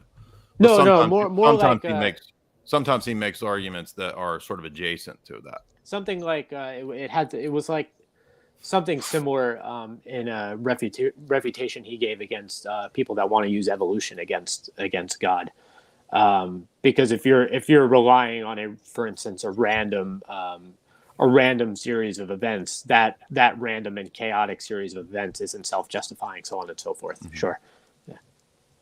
Yeah. Plus, all the people that always go to St. Augustine and be like, "Oh, he didn't believe literal 6-day creation. He believed in an even younger Earth than you, bro." So. Boom. Yeah, he believed in instantaneous creation. So you just got refuted. Well, one reason he believed in instantaneous creation was that if you read Confessions, he's actually grappling with the energies doctrine. I mean, he doesn't believe the energies doctrine, but he's grappling with how is it possible that God did different works? If God's pure act, then he can't do different actions. He's pure act. Different actions requires a change, right? So for God to rest on the seventh day, this is actually an argument St. Gregory Palamas makes. He says, How would you understand God creating and then resting on the seventh day if you don't think God does different actions? He makes this argument to Barlaam. And so resting on the seventh day, according to St. Gregory Palamas, is in essence an energy distinction argument. But Augustine says, I can't conceive of how God could do different actions. Working and then ceasing that work, that would mean that he's not pure act. And so if that's the case, then he says it has to be an instantaneous action. Now, I know Augustine doesn't use the phraseology of actus purus, that's later on, but he has the identical doctrine of simplicity that Plotinus has, word for word. And if God is as Plotinus says, then there's not different actions. God can't do different acts. There's just one eternal act. So avoiding, I wanted to ask this. This was not on the agenda, but leaving out the obvious, okay, because I don't want to get deplatformed. How are we feeling about Kanye West, gentlemen? I have to ask everybody. I made a video about Kanye, and it was getting like mega views, and then I noticed it just sort of like suddenly froze at 12,000. Hit a wall. Yeah, I feel like a lot of my videos hit that wall. But I did cover Kanye and all that on Lord Voldemort's the other day, and that got almost 200,000 views, so I'm happy with that. Yeah, something I might do with this channel if I'm feeling crazy is I might start Kanye West apologetics. You know, I might not be able to do all the mental gymnastics for the papacy, but for Kanye West, I can do anything. You know, so you say that with me sitting there. Come on, Kanye apologetics. I'm just being funny. It's being funny. Nah, we love Joe, but I love Kanye so much. I got a Kanye poster. I'm always defending Ye. So I ask everybody who comes on his stream, how do you feel like Kanye West? Because it's one of the most important questions. It's a litmus test. It really is. I support him unequivocally. So true. So true. I think he said a lot of things that vindicated, a lot of things that I talked about for a long time, especially the idea of, celebrities having handlers and being sort of coerced into going back to psych wards, being drugged. Right. I took a lot of flack for talking about that kind of stuff for a long time. So I was surprised and vindicated at the same time that he said that stuff. I think he's definitely on a red pill, rabbit hole journey, which sometimes when we go down that journey, we end up being, kind of believing dumb things at times. I don't agree with the Hebrew Israelite stuff. I think that's kind of silly, but other than that, I mean, he seems to be, asking the right kinds of questions. And so, yeah, sure. Yeah. Last night I released a thread about that. That wasn't that long, but it was just kind of like, yeah, obviously the Black Hebrew Israelite movement is crazy and it is heretical, all of those things. But in a lot of ways, I'm sympathetic to the people involved because it does have a lot to do with being stripped of an identity and only being able to then read the scriptures through a racialized lens, which is what these people are doing. And so when people fall into that, like Ye and Kendrick have, it's kind of like, be sympathetic, meet them where they're at type of deal. But, I definitely think, it's goofy, but it's, at least I can understand why they're where they're at, sure. I get where it's coming from. They have their identity completely stripped from them. And then they read in, racialism into the scriptures, and then they walk away with like wacky conclusions. And so a lot of white people do the exact same thing. Yeah. Sure. Yeah. It's not exclusive to Black Hebrew Israelites either. Well, like if you know anything about Black American history, right? I mean, it's only till now that's kind of getting, well, not now. I mean, you saw it with Martin Luther King too, but one of the reasons, like you don't hear the name Stokely Carmichael, for instance, who's like the guy that came up with the term Black Power. He gave a very famous address at UC Berkeley in the early 60s. He came up with that term, which we hear people use his rhetoric, but never bring up his name. He was very, very anti-Zionist. Very. So if you Google Stokely Carmichael and Zionism, you'll see some of the things he says, and his rhetoric is extremely harsh. Malcolm X, too, was familiar with the sort of people that Kanye is calling out for putting policies in place that absolutely wrecked the Black family, absolutely destroyed them. So by the time we get to the year 2022 and we see somebody like Kanye coming out with the rhetoric that he's coming out with, and then if you don't have to look that far back. I mean, Louis Farrakhan's still alive. I wonder to what extent Farrakhan plays a role in a lot of that stuff. And like, well, that's the tradition it comes from, and he's been very complimentary of Farrakhan in the past. Obviously, I don't like Farrakhan. I've got plenty of issues with him, but I'm at least sympathetic to where people are coming from like a sociological standpoint. But yeah, I mean, a lot of this stuff's precedented, like in history. Like Kanye's not saying a lot of what he's saying isn't anything novel or anything crazy. It's just kind of it's very rare for people with his sort of fame to go out and say anything like that. So it's just kind of out of pocket from like a cultural standpoint. But like historically, no, I get what you're saying. Yeah, although I do think MLK actually was a Zionist. Yeah, he was an op. Malcolm X there's no doubt about it. Malcolm X was anti-Zionist, but I do think MLK was pro-Zionism. Yeah, probably a Marxist, to some extent. I mean, he was kind of an op in every sense of the word, but they ended up rubbing out Malcolm X pretty quick. But because of some of the things he said, I don't want to get your channel a strike. But yeah, I'd appreciate. But where once you have to be a normie and kind of completely unaware of what was going on in American history to find something like this completely surprising, and that it's coming from somebody who's Black. I think it's especially unsurprising for that reason. And also like what Jay was saying, like he talks about, I think recently, I think you shared this, he was talking about his mother being sacrificed and things like that, which are very much like, Yeah, I mean, I'm not sure how he meant that. Like he might have meant it like, I don't know either. Yeah, right. Like he meant like, oh, I got so into this that, I just neglected my mom. Or does he literally mean that like, because he starts talking about people that lost that like hitmen killed their family members.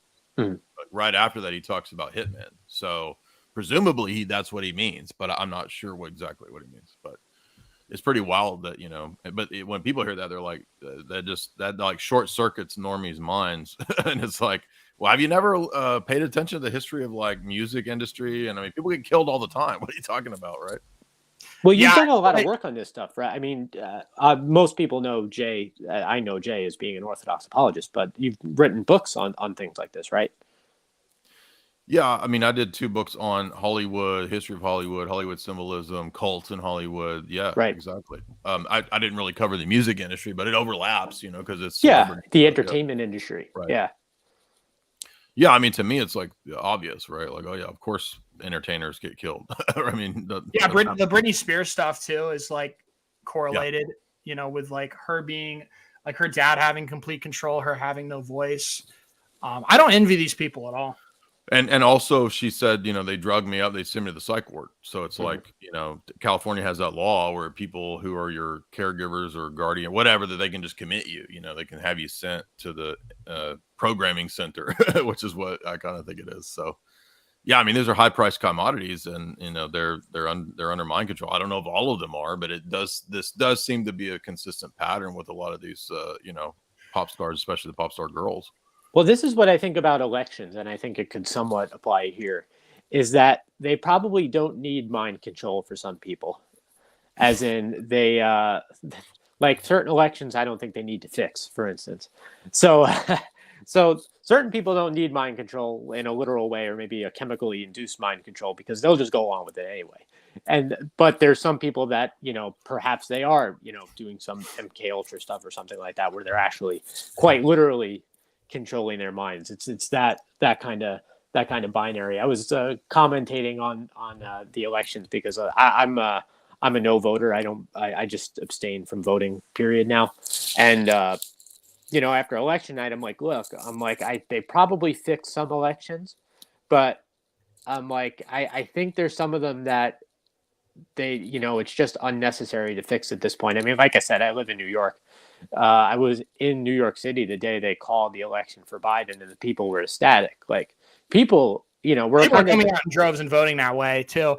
We're in an echo chamber, but I think we don't realize or appreciate how the other half lives sometimes. That they're very, very tied into this normie thing. or whatever, the well, the leftist. psychological factors you're talking about, like you don't necessarily need mind control. I think that's part of, like, to go back to Fatima briefly, that is part of why I'm a little bit skeptical, or a lot skeptical of a lot of the apparitions, is because they tend to be revolving around children, and that's a reoccurring theme.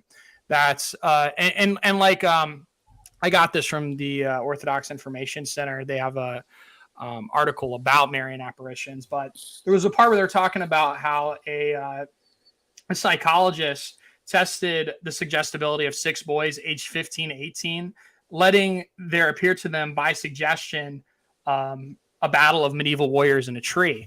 And so they basically just told the kids that there were medieval warriors in the tree, and then the children would hear them.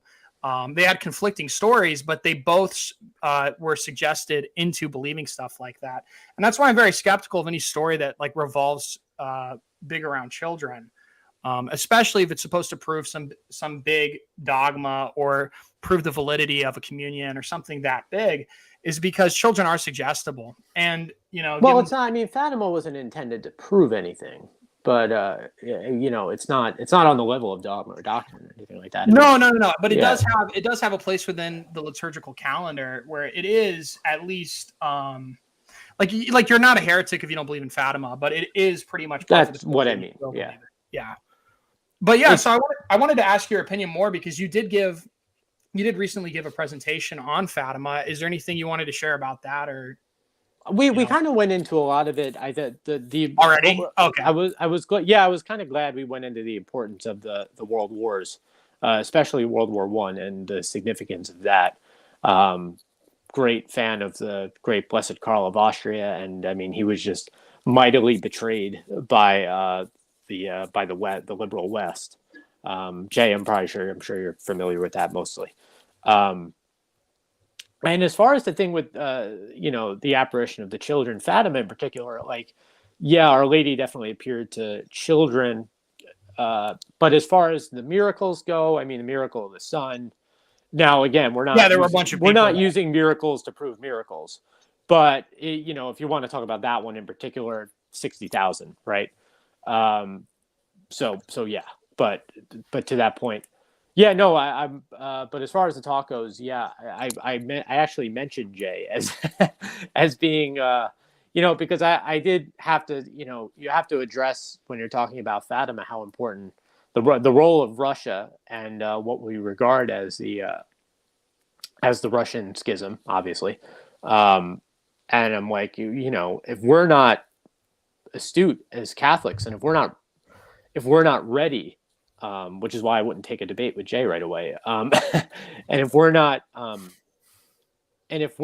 liturgically sound, if we don't have our own house in order, I referenced, the Orthodox they do have their traditions, you know what I mean? And they have their traditions, and a lot of, they have their good traditions too. There's a reason that it's appealing. It's no surprise, and, so in no way do I regard that as a false unity, because I want my people to stay Catholic, and I want people to become Catholic. But, the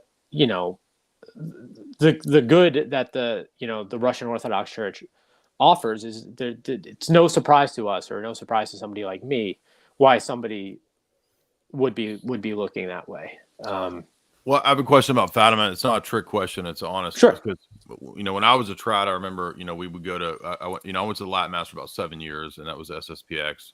Sure. And, Fatima was discussed a lot.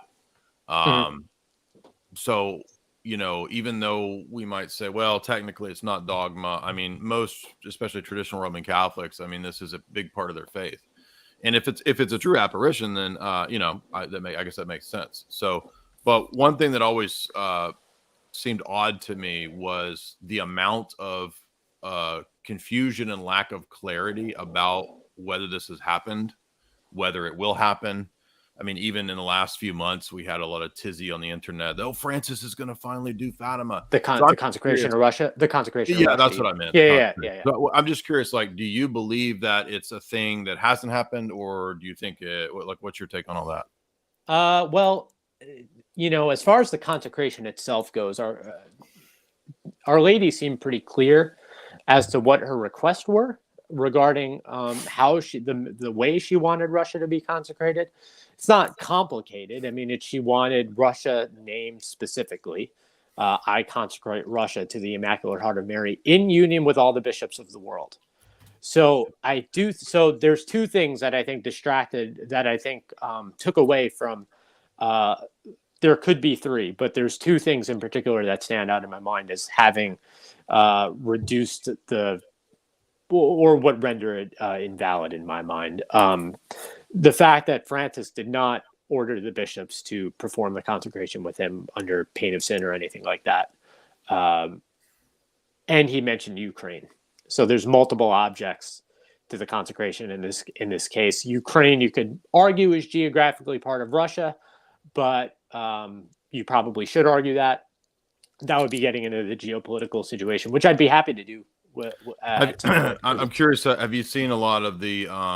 So I've done a lot of Cold War research, and one of the things I came across was that in Latin and South America, there's recorded, CIA operative people talking about the fact that they had staged apparitions. Are you aware of that? I'd not looked into that myself. No. I was just curious. No, yeah, I haven't seen anything to that effect. Obviously, I'm more than happy to read. But as far as the consecration and all that goes, I do think Francis's, if we want to talk about geopolitical, I do think his consecration was geopolitically motivated to make nice with Ukraine and whatnot, and whatever it is our wonderful overlords have planned with that. So you're saying it? Your view is that it hasn't happened like the proper way? Is that what you're saying? No, I don't believe so. Okay, just curious. Yeah, I don't believe so. It was, it was this whole long prayer too. It was basically Masonic jargon combined with geopolitical interest concerning the Russia and quote unquote Ukraine war. I haven't really heard much of. I haven't heard your take on what's the goings on in Russia. But I just looked at the TL, and there's talk that Twitter might be dunzo. They might be banning Twitter altogether. Who?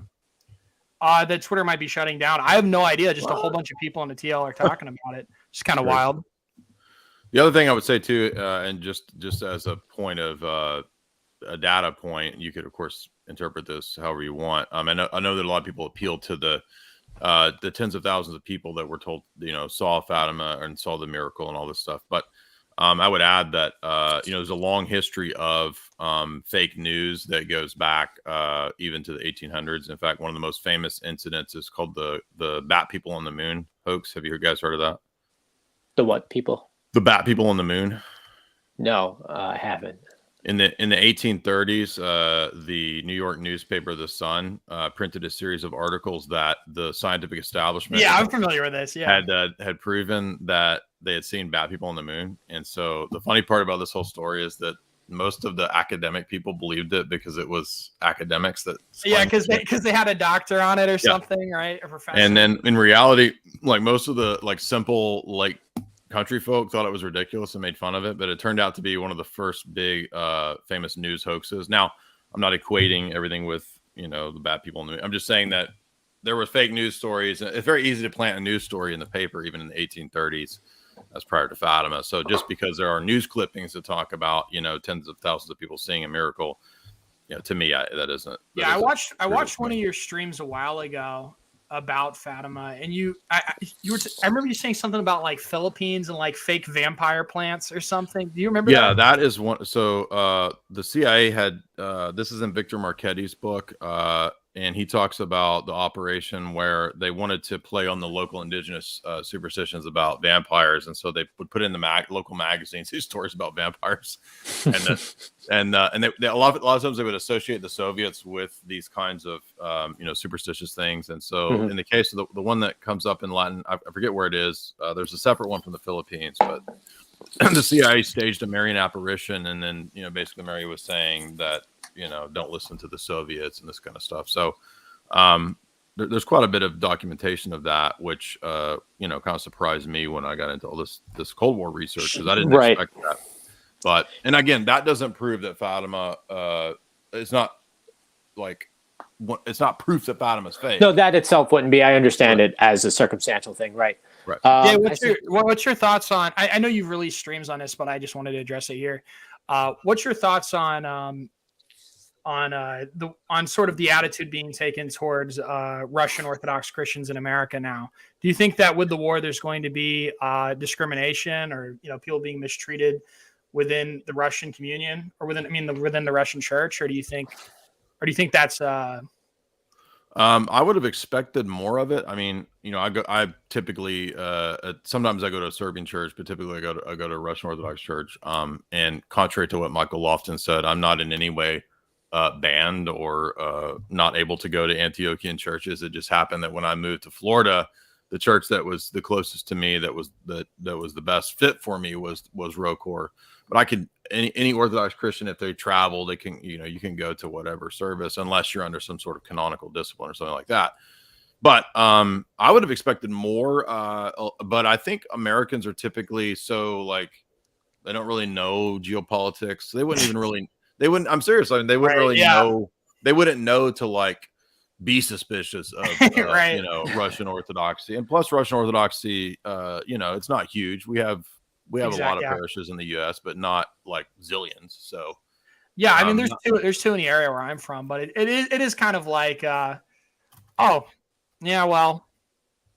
the week after the war started in Canada, the Russian church was vandalized. You couldn't even speak Russian in public without being scowled. Yeah, I bet in certain areas.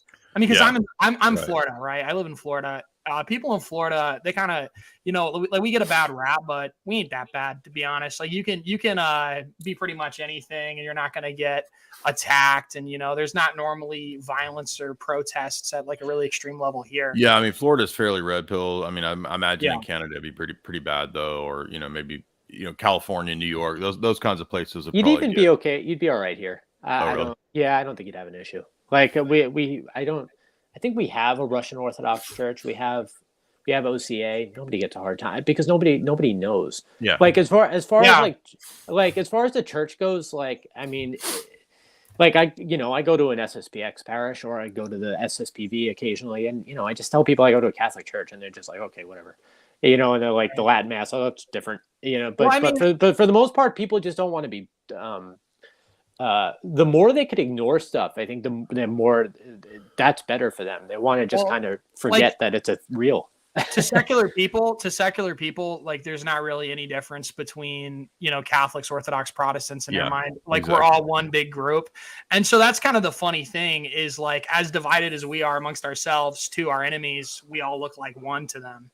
And that's kind of like an annoying thing, because it's like, like, take, for example, Steven Anderson, right? Steven Anderson says, like, the goofiest stuff.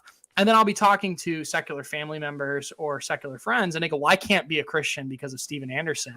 And, like, from where I'm sitting, that's like the dumbest thing I've ever heard. I'm like, that's ridiculous. Why is that? If that's the biggest issue, is, like, random guy mean, like, is this really? But it's like they don't have any idea how disconnected IFBs are from Protestantism in general. I mean, like, mainline Protestantism and IFBs are nothing alike. And then just how, different mainline Protestantism is from traditional Christianity. Right. And just, so, like, they're just operating in a totally different world. So, like, they don't understand where we're coming from. When we get frustrated and we're like, well, he does nothing to do with us. They don't get that, because to them, we're all one big group. So it's annoying. And I don't think that they really, I don't think they care to distinguish. I think it really does boil down to what's easy. And if there's low hanging fruit, they're going to go for it. So if they can all lump us in with, the crazy kooks, they'll do it. That it may be the case one day that we're all one in a legitimate way. But until then, no, we're not Steve Anderson's, I suppose. But I mean, the same is true of just going around telling people you're Catholic. They'll say, oh, I'm Catholic, but then I need to give them a million qualifiers about what kind of Catholic I am. It's like, well, Yeah, and it's like, if you say you're Orthodox, you have to spend all your time trying to explain how you're different from Catholic. So it's like nobody. So I feel like Catholicism in America is pretty much unavoidable. Like, if you're Orthodox, they go, well, you guys are just Catholicism without the Pope, right? Like, there's no difference. Yeah. You guys just have, like, pictures and stuff in your church. Exactly. It's kind of like, and then to Catholics, it's like if you're a Catholic, they're like, okay, which type of Catholic are you? Norvis Ordo? Are you Reverend Norvis Ordo? Are you SSPX? Are you a fully canonical TLM that's under the bishop, without any sort of qualification? Right. Are you Byzantine? We're always sort of in a way, like in America and the West, you're always going to be compared to the Catholic Church. Even if you're in the Catholic Church, you have to qualify where you stand with it in relation to. Most people aren't the wiser about what's going on in the even in Rome, in the Catholic Church. Nobody's thinking about the SSPX really. Like, if I go to the butcher shop, the Long Island mom there is not thinking about, the church that I go to 30 minutes away. Well, I mean, like they're not thinking in terms of like, I think two liberals, we're all big, scary bad guys. So Right. like, they're like shocked that the Mormon church got cucked on the issue of homosexuality and LGBTQ. And it's like, that's not at all surprising to us. Like, that's not surprising. It's like, that's what's going to happen. Like, from my perspective, it's like they've always been libertarian. They've always been the most American church. It makes sense that they would take some sort of classically liberal view of sexual ethics. That's Right. not shocking to me. So, I think to somebody who's disconnected, in a liberal's mind, Pope Francis is probably far right to them. And, to them, that's probably true. I mean, in comparison to where they are, Pope Francis is saying that abortion's bad, and yeah, he might, appoint a pro-choice lady to a pontificate or whatever he's doing over there, but he'll at least pay lip service. And in their mind, paying the lip service is like a right-wing dog. Well, that's what gets Catholic churches vandalized after Roe v. Wade's overturned. That's exactly. It's the historical position, not the. And it's funny too, because like these mainline Protestant groups that are totally fine with abortion will get vandalized too. So they'll go get they'll get their ish rocked too, and they don't even have that opinion. So you never have your cake and eat it too. You know what I mean? Yeah, and that's the thing that's so annoying about like progressives is they're always like, oh, let's just cuck the faith a little more. They'll like us then. It's like they don't pay attention to us. Okay, no, because at that point you're cucked and they still don't like you. Yeah, exactly. It's bad. Yeah. Both, there's no winning. Yeah. It's a lose-lose. So you might as well just double down. Yeah, exactly. It's better for double you. Double down, triple down, quadruple down, whatever his name, Epiphanodoros or whatever his name. You can kick rocks. Oh, whatever his name is, the guy who blocks everybody. I'm sure he blocked me. Then I don't know who he is. I'm quite prolific on Twitter, but he's our most famous liberal bishop out there. So. Oh, a Russian bishop?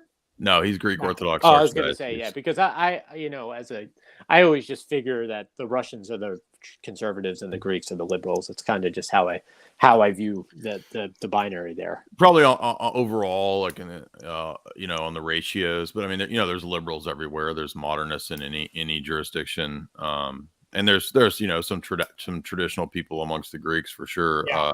But yeah, I mean, he's probably the most notorious sort of openly liberal Orthodox cleric out there. Because Bartholomew, for instance, seems Francis-esque, Well, Elpidophoros is even further than Bartholomew. Yeah. So, yeah. Yeah, but I mean, like talking about climate change, giving homilies about climate change, like goofy stuff like that just no one cares about. I mean, it is just obvious at a certain point that people are trying to make Christianity irrelevant when they do things like that. Like, you're doing that on purpose. That's not. Yeah, they want it to, the one world religion thing. They want it to exactly. blend in with the rest, of course. Yeah. And so you don't really escape that. JJJ, this guy's got a question for you. Would you respond to Lofton's vid on the SSPX? If you're not familiar with it, no pressure, man. I watched a little bit of it. I will tell you, he's a little wordy for me, so I don't watch a lot of his content. He seemed to be addressing the Lefebvre ordeal. I have an article. If you Google me, my name's Joe. My last name is Bocca with 2 C's, Bocca. I write over at 1 Peter 5. I wrote an article specifically on the Lefebvre ordeal, specifically pertaining to his excommunication. Father Jerry Murray with the Archdiocese of New York also did a canonical study on Lefebvre's excommunication. I would go to either of those. I basically, in a way, summarize that along with, and add some other stuff. And Father Murray's thesis seems to cover it pretty well. That's what I would. That's what I would and suggest. The irony Lofton is that very long-winded. I mean, Oh, yeah, and he's going to call you a schismatic because you go SSPX, but then when he's out of town, he's going to go to an Orthodox parish. So, I mean, I wouldn't even take that seriously. Yeah, I don't worry too much about what he's doing these days, I'll be honest. Okay, the other Paul's got a question for Jay. Whose ultimate authority claim is more consistent? The LDS, Prophet, or Rome? That's kind of a funny question. What do you think of that, Jay? I'm not sure the inner mechanics. I don't remember about how the Mormons view their. I mean, I guess they just view like the 12 or 15 or however many apostles they have. I mean, I guess they just view them as kind of like quasi-inspired. So it's a totally different paradigm because they like with Catholics, they want to remain consistent with the deposit of faith. At least they pay lip service to it. Mormons aren't really. Mormons can just retcon anything and totally reverse something, and they don't care about it. They don't care about inconsistency. Because they're all about current revelation, and that's it. So I guess Christian Mario's got it right there. That probably Rome is a little more consistent. way better, way more consistent than what the approach is in that cult. Yeah, and the thing is too is that Catholicism is a sophisticated religion. It's not a goofy cult thing. Well, just with I mean, Mormonism is basically a space opera. Right. Just with the fact that revelation ends after a certain point with Catholicism, but is continuing within Mormonism, basically settles that. But I actually do like a lot of Mormons. I've never met a Mormon I didn't like, for the record. But that's why Utah's considered a great place to live. It's like nobody wants to be a Mormon, but they make fine neighbors. Like who cares what your neighbor thinks? Beats being a lib. Yeah, I mean it's white picket fence. It's clean cut. Good morals, good old fashioned morals. All of that. So I have a question that again I feel like I have to ask this. JJJ. Sure. Triple J. Jiu-Jitsu Joey. Do you see it as all? I understand that you wouldn't say that Fatima is divine revelation, but does it seem strange in a pragmatic way that like one thing that sort of bugged me when I was going to the SSPX chapel was that everybody knew all about Fatima, but not many people knew about what was like the theology of Constantinople or the Cappadocians, or does that ever? Or even what's in the Ten Commandments, like, are we really consistent with biblical theology here? Or, well, I'll tell you this. Let me phrase it like this: Is it? Yeah, sure. Do you think is it at all practically the case that Roman Catholics and traditional Catholics de facto treat Fatima like divine revelation? Is that something that occurs, or is that not really a problem in your view? No, I think I'd be with you a bit there in a lot of ways. I particularly have a devotion to Fatima, so it's not something I would personally downplay. And yet, there's definitely a tendency among not just traditionalists, but Catholics in general to, although it is kind of a traditionalist thing, hang up to go to take private revelations and run with it a bit. You'll see, for instance, people asking questions about 3 days of darkness and all this stuff, when it's more. I was going to ask about the great chastisement. Like, isn't that another sort of prophecy? Yeah, I mean that's intertwined with Fatima and La Salette and things like this. And when in as far as I'm concerned, I do think if they read scripture, or if they read the fathers, or if they read the doctors or something like that, they might gain a little bit of a better understanding of even the apparitions by just having a good solid foundation in what the church teaches instead of default. It's like somebody who opens up the Bible and goes right to the apocalypse and skips everything else because it's spooky and strange and stuff like that.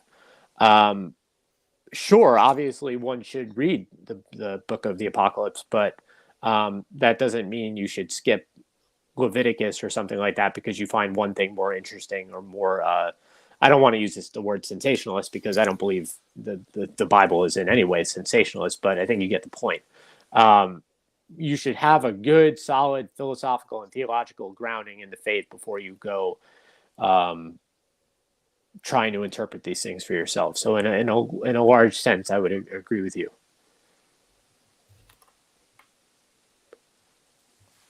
I'm going to grab my phone charger if you could give me 2 seconds. Yeah, you're good. Sorry about that. While he's getting that, see if there's any good questions in here. Any you want to respond to, you see? I mean, I'm open to whatever. So I might have to head out in a little bit, but Oh yeah, all good. I'm open to whatever. Yeah, feel free to ask questions in the chat if you guys have any.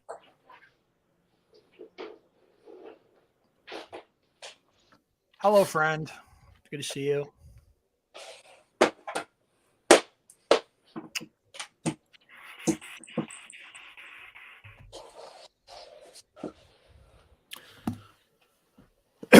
Any questions you have while I'm here? Perchance. Let me think. At the moment, no. I'm sure I'm going to be kicking myself later. I'll just DM you if I have any. Off top, I'm doing good. Can you hear me? Yep, yeah. You're back, King. Good to hear you. Yeah. So I stream from my phone every time, which is good. It's probably the best thing I own to stream from. But with that, things die. No worries. Could the kingdom of Israel splitting into two be a type of the church's east-west schism? Thoughts on that? That's funny because my wife and I, we just reread through the historical books, and I'm familiar with this argument. I mean, I first encountered this argument when I was at the SSPX many years ago. But the irony is that, of course, whichever position you're coming from is who you're going to interpret the southern kingdom of Judah to be, right? So if I'm a Roman Catholic, I'm going to say that the southern kingdom of Judah is the papacy, and that's the typology.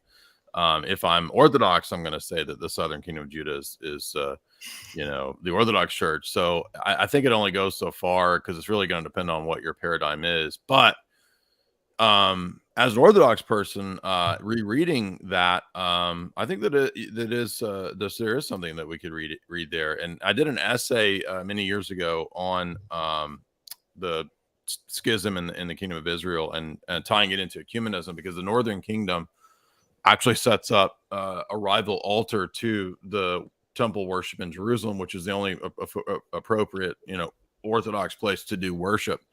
And that was intentionally done for state control, right? So this is Jeroboam. He sets up a rival. Basically reintroduces the worship of the golden calf at Dan, and eventually this leads to schism. This leads to the Israel splitting.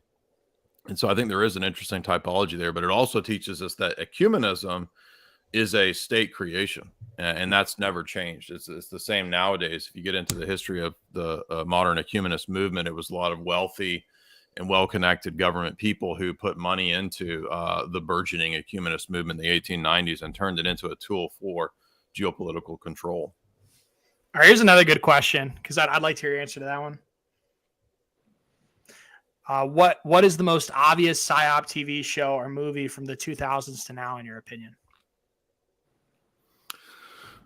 I mean, there's so many TV shows, and movies that were like propaganda and psyops. Probably some of the most obvious would be like the movies that the CIA directly consulted on, like Argo or American Sniper.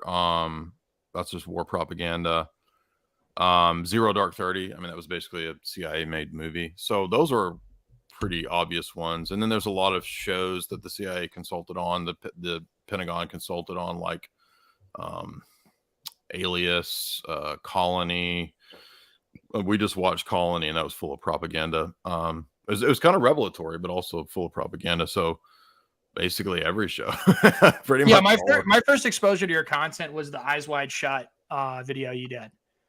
Way before I never really engaged with your theology stuff. And so all I knew you for was like some of the symbolism and stuff in movies. And recently, not like super recently, but within the past year or so, I've watched a lot of your videos differing to other content. But I thought that video was really good, and I'd recommend Thank you. that Yeah, I one. appreciate that. Yeah, I've been churning out the movie analysis for a long time. So Don't forget they call TV shows programming. It's not an accident. This is a question for JJJ. Do you think that ecumenical councils can contradict each other? I don't know if this is meant to be provocative or not. Maybe. In what context is he asking? I wonder. But yeah, I think that might be a gotcha but, question, to be honest. Yeah. To Jay, do you think that the two witnesses are two persons or churches, since only two churches get praised in Revelation? No, I tend to favor the view that there was a historic fulfillment, preterist fulfillment of the apocalypse, but there's also a future fulfillment. So I think it's a mirrored thing. Who exactly the two witnesses were early on in the first century, I'm not sure. But I tend now to favor the view that no, actually it will be Enoch and Elijah. So, how exactly that'll go down, I don't know. But no, I'm not a premillennialist. Obviously, you can't be premillennial, but I don't think it's the two churches. I think it's church and state, right? So the two witnesses are, if it's Enoch and Elijah, one of those figures is a prophet. One of those, they never died, right? So that's one key indicator here that these are people who still haven't died, and so I'm not aware of Enoch and Elijah passing away in the first century. So we still, part of the point of that chapter is that they die because they haven't died. They were taken to paradise without dying, so they still need to die apparently.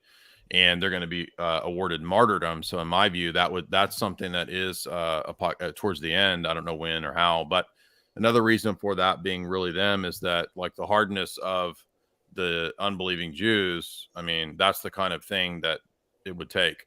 Because I would think Romans 11, and many church fathers agree that Romans 11 is predicting a future conversion of the Jews. And for that to happen, I think we would need things like actually Enoch and Elijah being there preaching.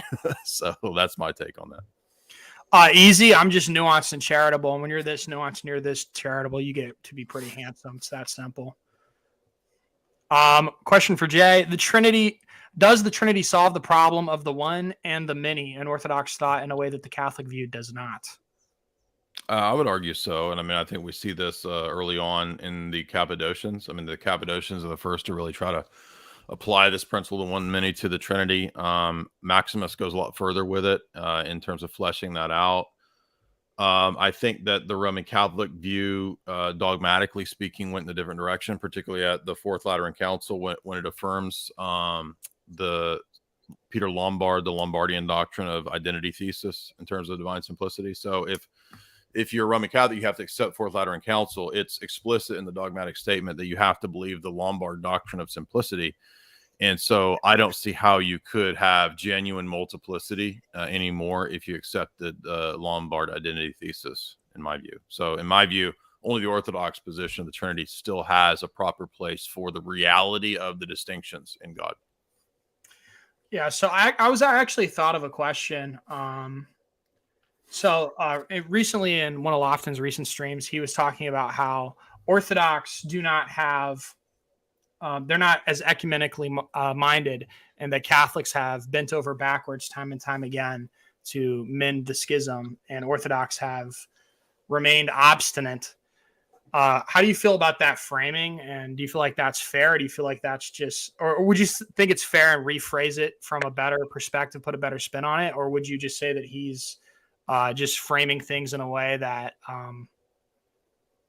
Orthodox mean basically is the argument?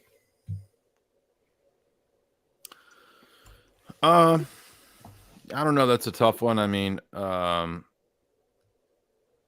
Ecumenical councils originally were for the purpose of ecumenism in the true way, right? The purpose of the ecumenical council is to have an ecumenical discussion to find out who's true, who's right, and who's wrong.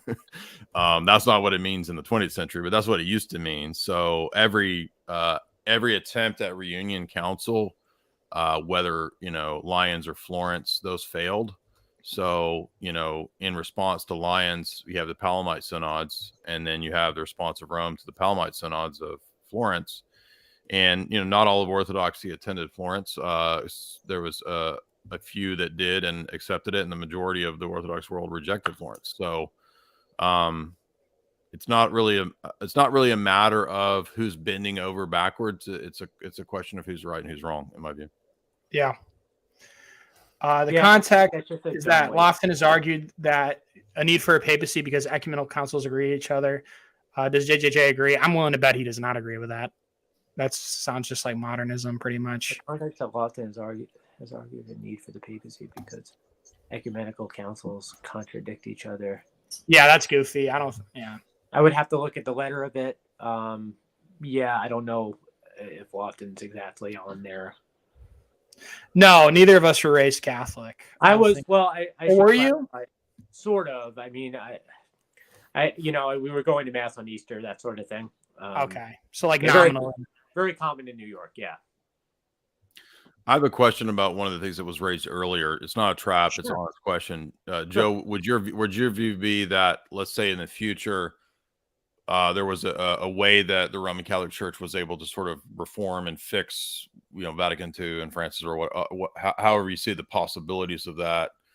Is your view that it would be a council or that it just a future pope? Because to me, it would seem like if it's a council that like condemned Francis or something like that, that would seem to be the church, the council being above the pope. Well, a lot of people, I've heard both. Somebody like, I don't want to put words in his mouth, but somebody like Bishop Schneider seems to like the idea of a Vatican III as a corrective for Vatican II. Others say a pope unilaterally doing it.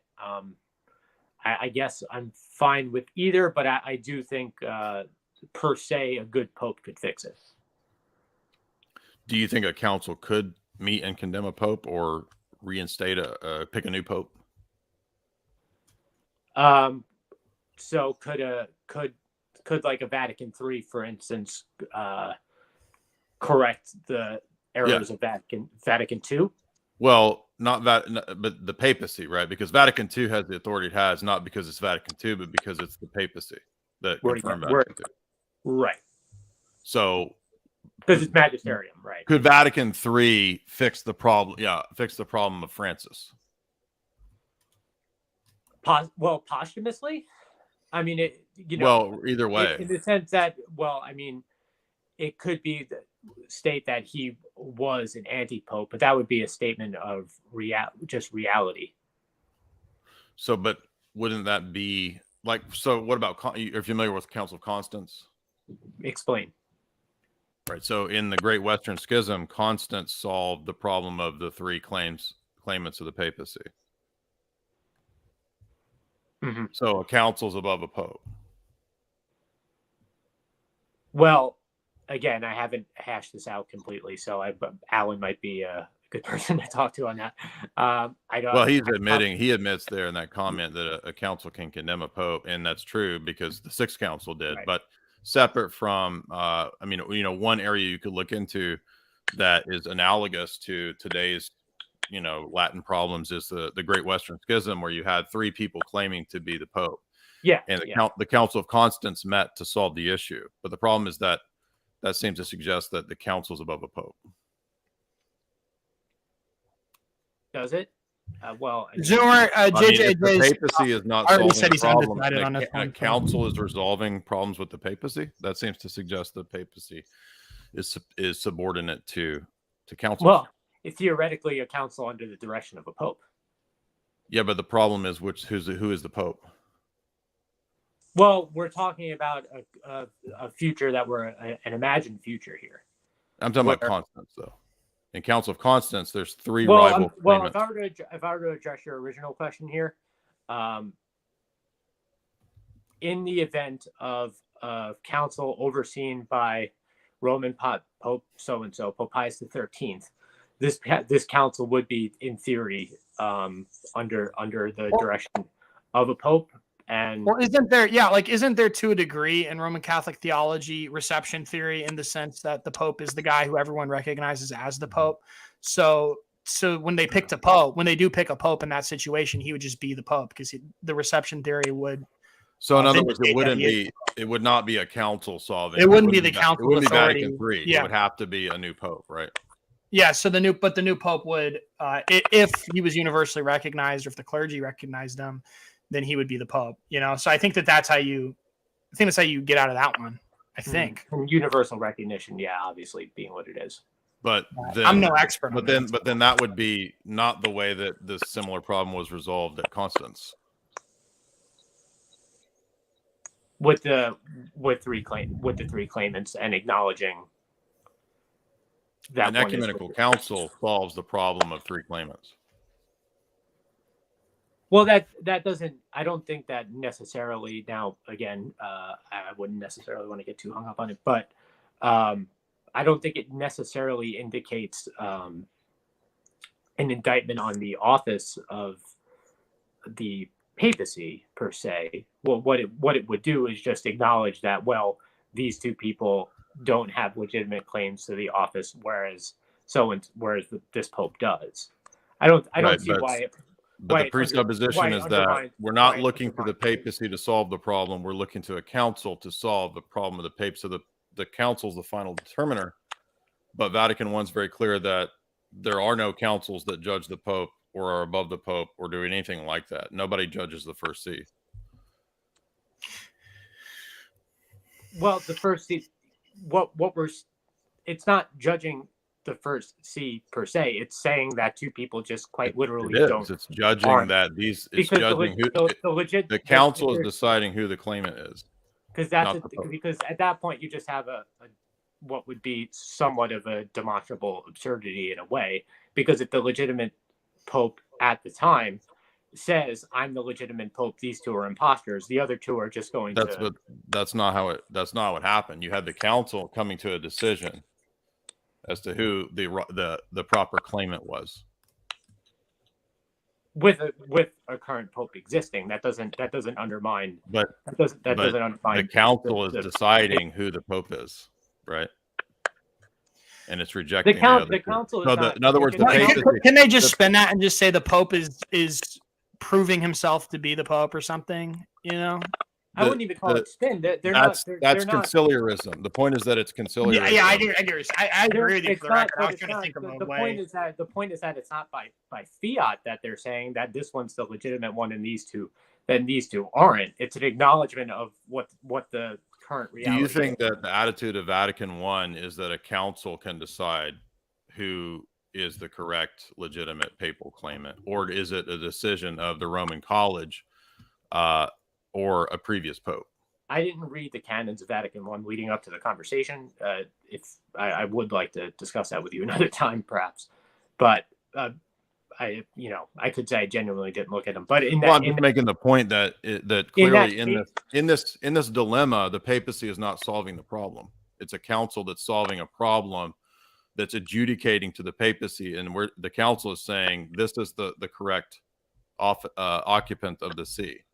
And that's a council above a pope is the point. Well, I don't know if that's so much a council above a pope as much as it is just stating reality.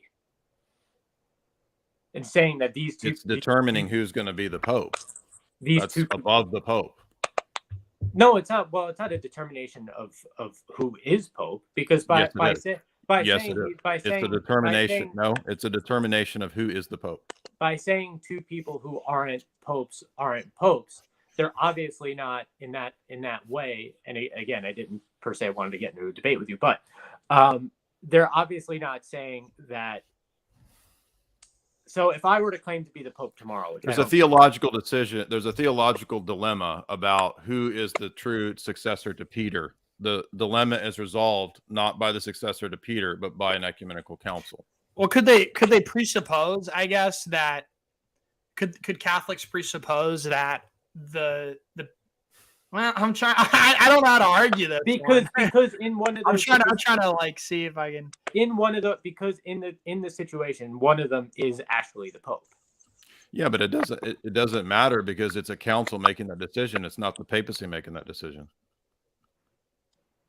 Well, the papacy the papacy could. I mean, but the legitimate. They all three were trying to, so it didn't work. In other words, the papacy didn't work to do what it's supposed to do. The other two are going to say. Yeah, but that's ex post facto. That's after the fact. So the papacy didn't solve the theological problem of that time. But nothing significantly, reality wasn't significantly altered. And again, I don't have the. It was because the papacy. I don't have the canons of Vatican I in front of me, and I don't have the Council of Constance in front of me, and yet. Well, I'm just saying it's something to look at because the papacy. I'd be happy to. The papacy was in France for 80 years. That's why this was such a problem. Right. Well, yeah, I know that, which we discussed that a little bit. But what I'm saying is that external reality was one thing, and so the Pope was. There was but the Pope is supposed to be the one that tells us the external reality, and they couldn't. So a council determined. That seems a bit arbitrary, and again, it's not arbitrary. It's the fact of constance. We'd have to unpack Vatican I. How would you respond to this comment, Jay? Yeah, the three popes agreeing to submit to the decision of a council is conciliarism, correct? And if you read Vatican I and Satis Cognitum, no council is above a pope. That's a condemned proposition. And so it's a direct contradiction to Constance. That's the whole point.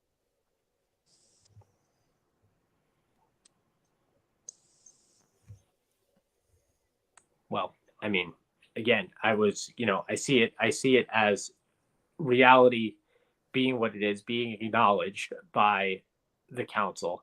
The office being held by the same man before and after the pronouncement was made. Reality doesn't change in that way. And I mean, yeah, but reality's the question.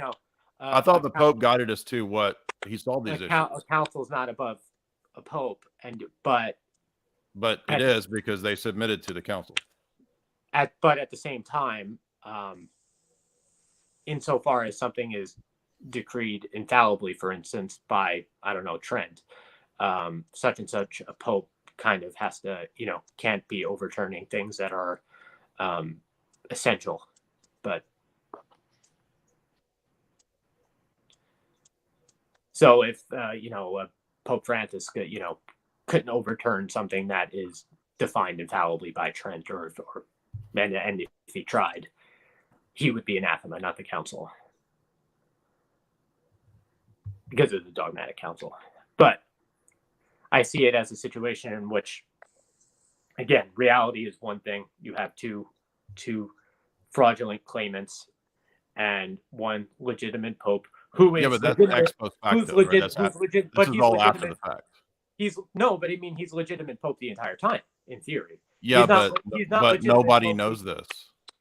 But he's not legitimate pope because the council said he is. But he's legitimate pope because he's legitimate pope. No, the three, as your own Catholic guy in the chat argued, they all three agreed to submit to the council in the decision of the council. Well, that's Pope submitting to a council. That's conciliarism. The two imposters agree to submit to it. Imposters? That's sussy among us. But the one pope, but of course, the one pope who was saying he was pope was saying he was pope. Yeah, but he agreed to submit to the decision. All three agreed to submit to the council. Of course, he quote unquote submits to it because the council is verifying. You're just arguing ex post facto, right? So after the fact, yeah, we know that the whole time. It doesn't matter. That's ex post facto, after the fact. So at the time of the council, it was unclear. It was not sure who the pope. In fact, you even have saints in your church who followed the wrong pope, right? Yes. Okay, so Pope is not solving the problem, is the point. What was that comment? I didn't mean to click on it. I was trying to click the Pope sussus among us. I'll click on that comment. JJJ could spin this as the true Pope worked with the council to demonstrate that the other two claimants were invalid. That's ex post facto. Which is the idea. I don't. So which of the three popes could infallibly call an emergency meeting? Exactly. I mean, do you understand this? The argument you're making is after the fact. After the fact.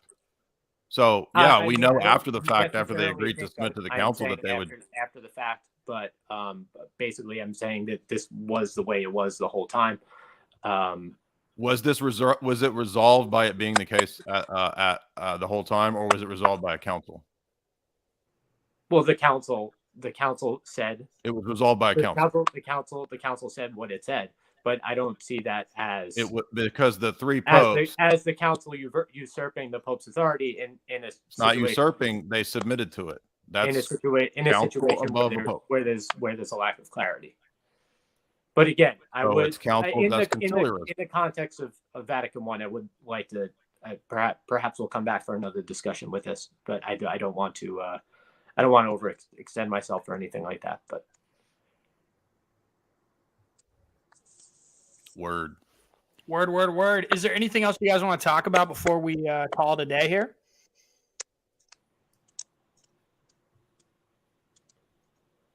I don't know. What do you got? We got any comments going on? What do y'all think about what do y'all think? Do y'all believe the mainline story of JFK, or do you think that was something else? JFK, let me think. I think Lee Harvey acted alone. I feel like with certain official narratives, it requires way more like conspiracy theory to actually believe it. I've never looked deep into the JFK stuff because it's almost I hadn't done too deep a dive. I explain what I say to people now is that basically whatever any crazy controversy that we've seen where somebody mysteriously died or somebody mysteriously gets assassinated, just assume it's not what they're telling you. What's your thoughts on Michael Jackson, Jay? Do you think Michael Jackson did it, or do you think that he was completely that they just took him out?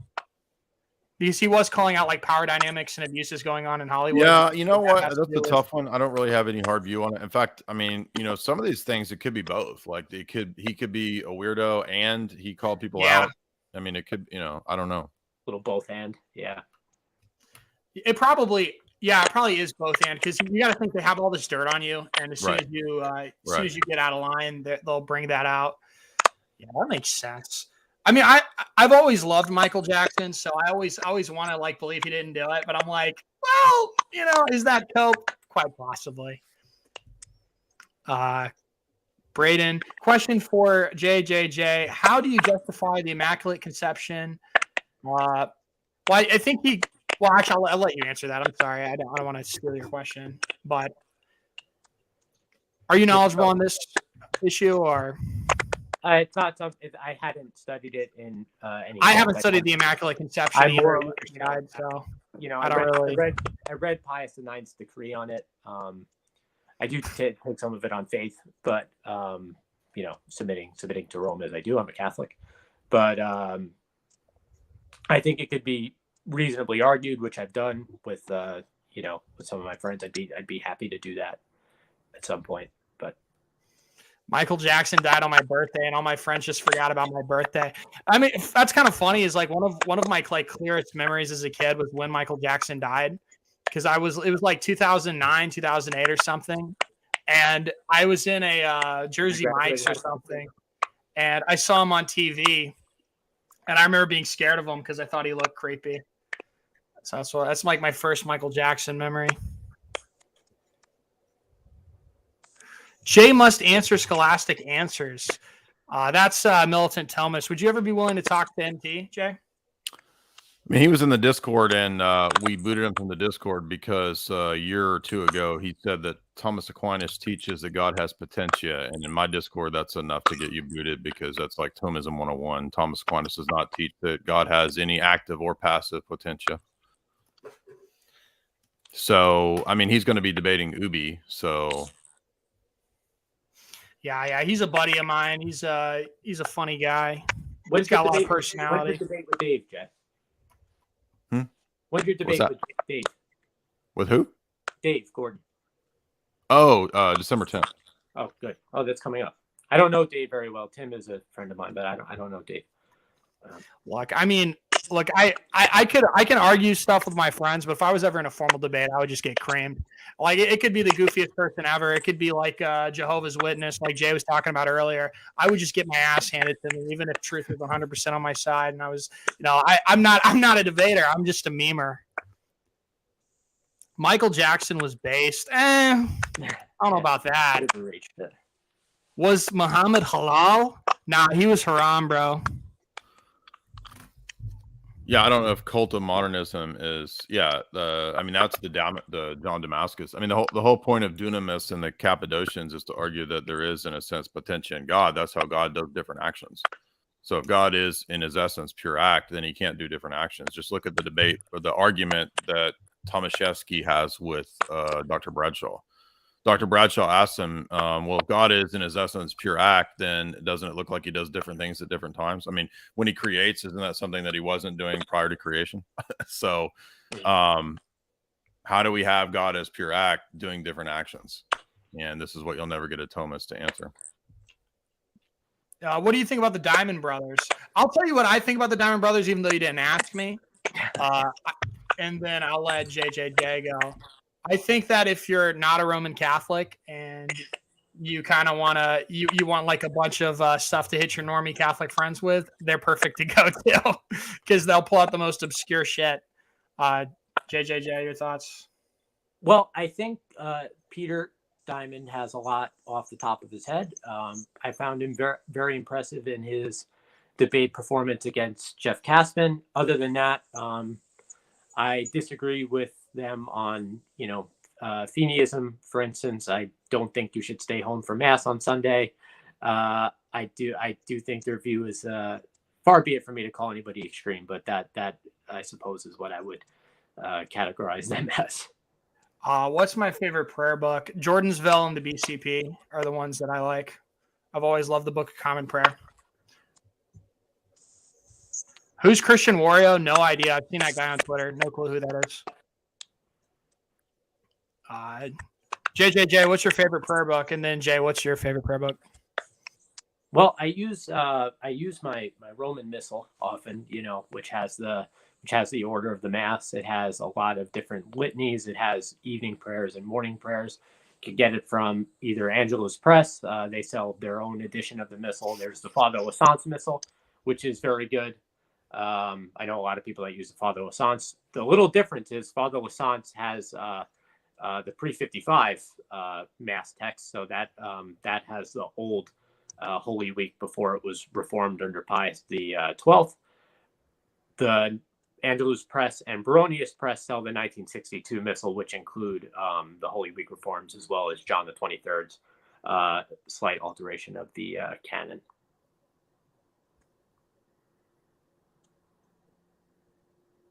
St. Andrew's Daily Missal, yep. That's OG, yeah. Oh, you're muted, Jay, again. I think your mic might have. Oh, yeah. Yeah, my favorite one is the one that comes from, it's the little blue one. It comes from Holy Transfiguration Monastery. That's pretty. That's my favorite one. I've been using that since I got this in like 2006, and it's always been my favorite. So I think it's still available. That's my favorite. Wonderful, wonderful.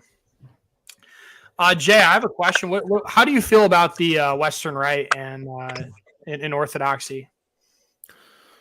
I don't know if that's a fun issue or not. But... No, it's not that big a deal. A lot of my friends go to Western Rite. In fact, I had a good Tradcat buddy that his whole family was received into the Western Rite about 8 months ago, maybe a year ago. So I went up there to St. Louis and spent the weekend with him, and I'm godfather to a couple of his kids. So I got a good exposure, not just to the liturgy, but also to the rite of baptism and all that. So I think ROCOR tends to do it right. The Antiochians or some of them are good, but sometimes they try to import what we would consider heterodox devotions, for example, like the Sacred Heart stuff. And yeah, I mean, not all the time, but sometimes the Antiochians bring in Sacred Heart, which is for us, it's a Nestorian heresy. So you can't, if you read the Council of Ephesus, it's pretty clear that you can't divide up the adoration to Christ, and to give adoration to one of his parts is explicitly condemned. What do you think about like if I got a question for you, Jay. I don't know if this is a stupid question, so just humor me. But if who would you think that Orthodoxy is closer to, Rome or the non-Chalcedonians? Like, which would you say theologically there's more shared ground? It's hard to say because the non-Chalcedonians kind of didn't, like, they don't really have a clear energies doctrine. They don't really have a lot of the things that you might expect that they would have. So maybe the non-Chalcedonians, just because Rome kind of has a lot of accretions that they gained that maybe some of those groups don't have. But the irony is that a lot of times the non-Chalcedonians will team up with the Roman Catholics against us. So yeah, because I've heard a lot of them try to make the argument that the non-Chalcedonians have a quote unquote better argument than the Eastern Orthodox.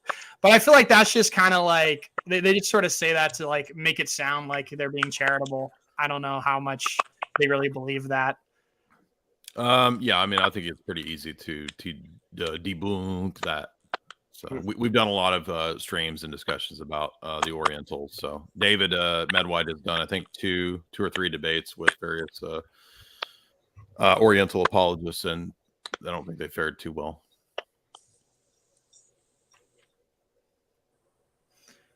All right. Well, I think I'm gonna have to head out, but I appreciate you guys having me on. It's a great chat. Absolutely, Joe, I hope I didn't make you get on your nerves. It's hard for me to have a discussion without getting into the No, and I hardball issues. I thought it was perfectly fine, and I would be happy to do it again. You didn't get on my nerves at all. I thought you were gracious. Thank you. Okay. Yeah. Cool. Appreciate that. Awesome. Great stream. All right, guys. I get to come on and be mean. I get to be my mean self. Well, this is the most charitable stream. Next time I want to see you be a little more nuanced, a little less charity, a little more nuanced. Okay. Too much charity. There's definitely a balance that we're trying to make sure that we hit here between charity and nuance. So, yeah, preferably both equally, but that's just not achievable, I don't think, at this point, especially not for me. So, everybody have a good night. All right. All right. Thank you, guys. Have a great night. God bless. All right. Later.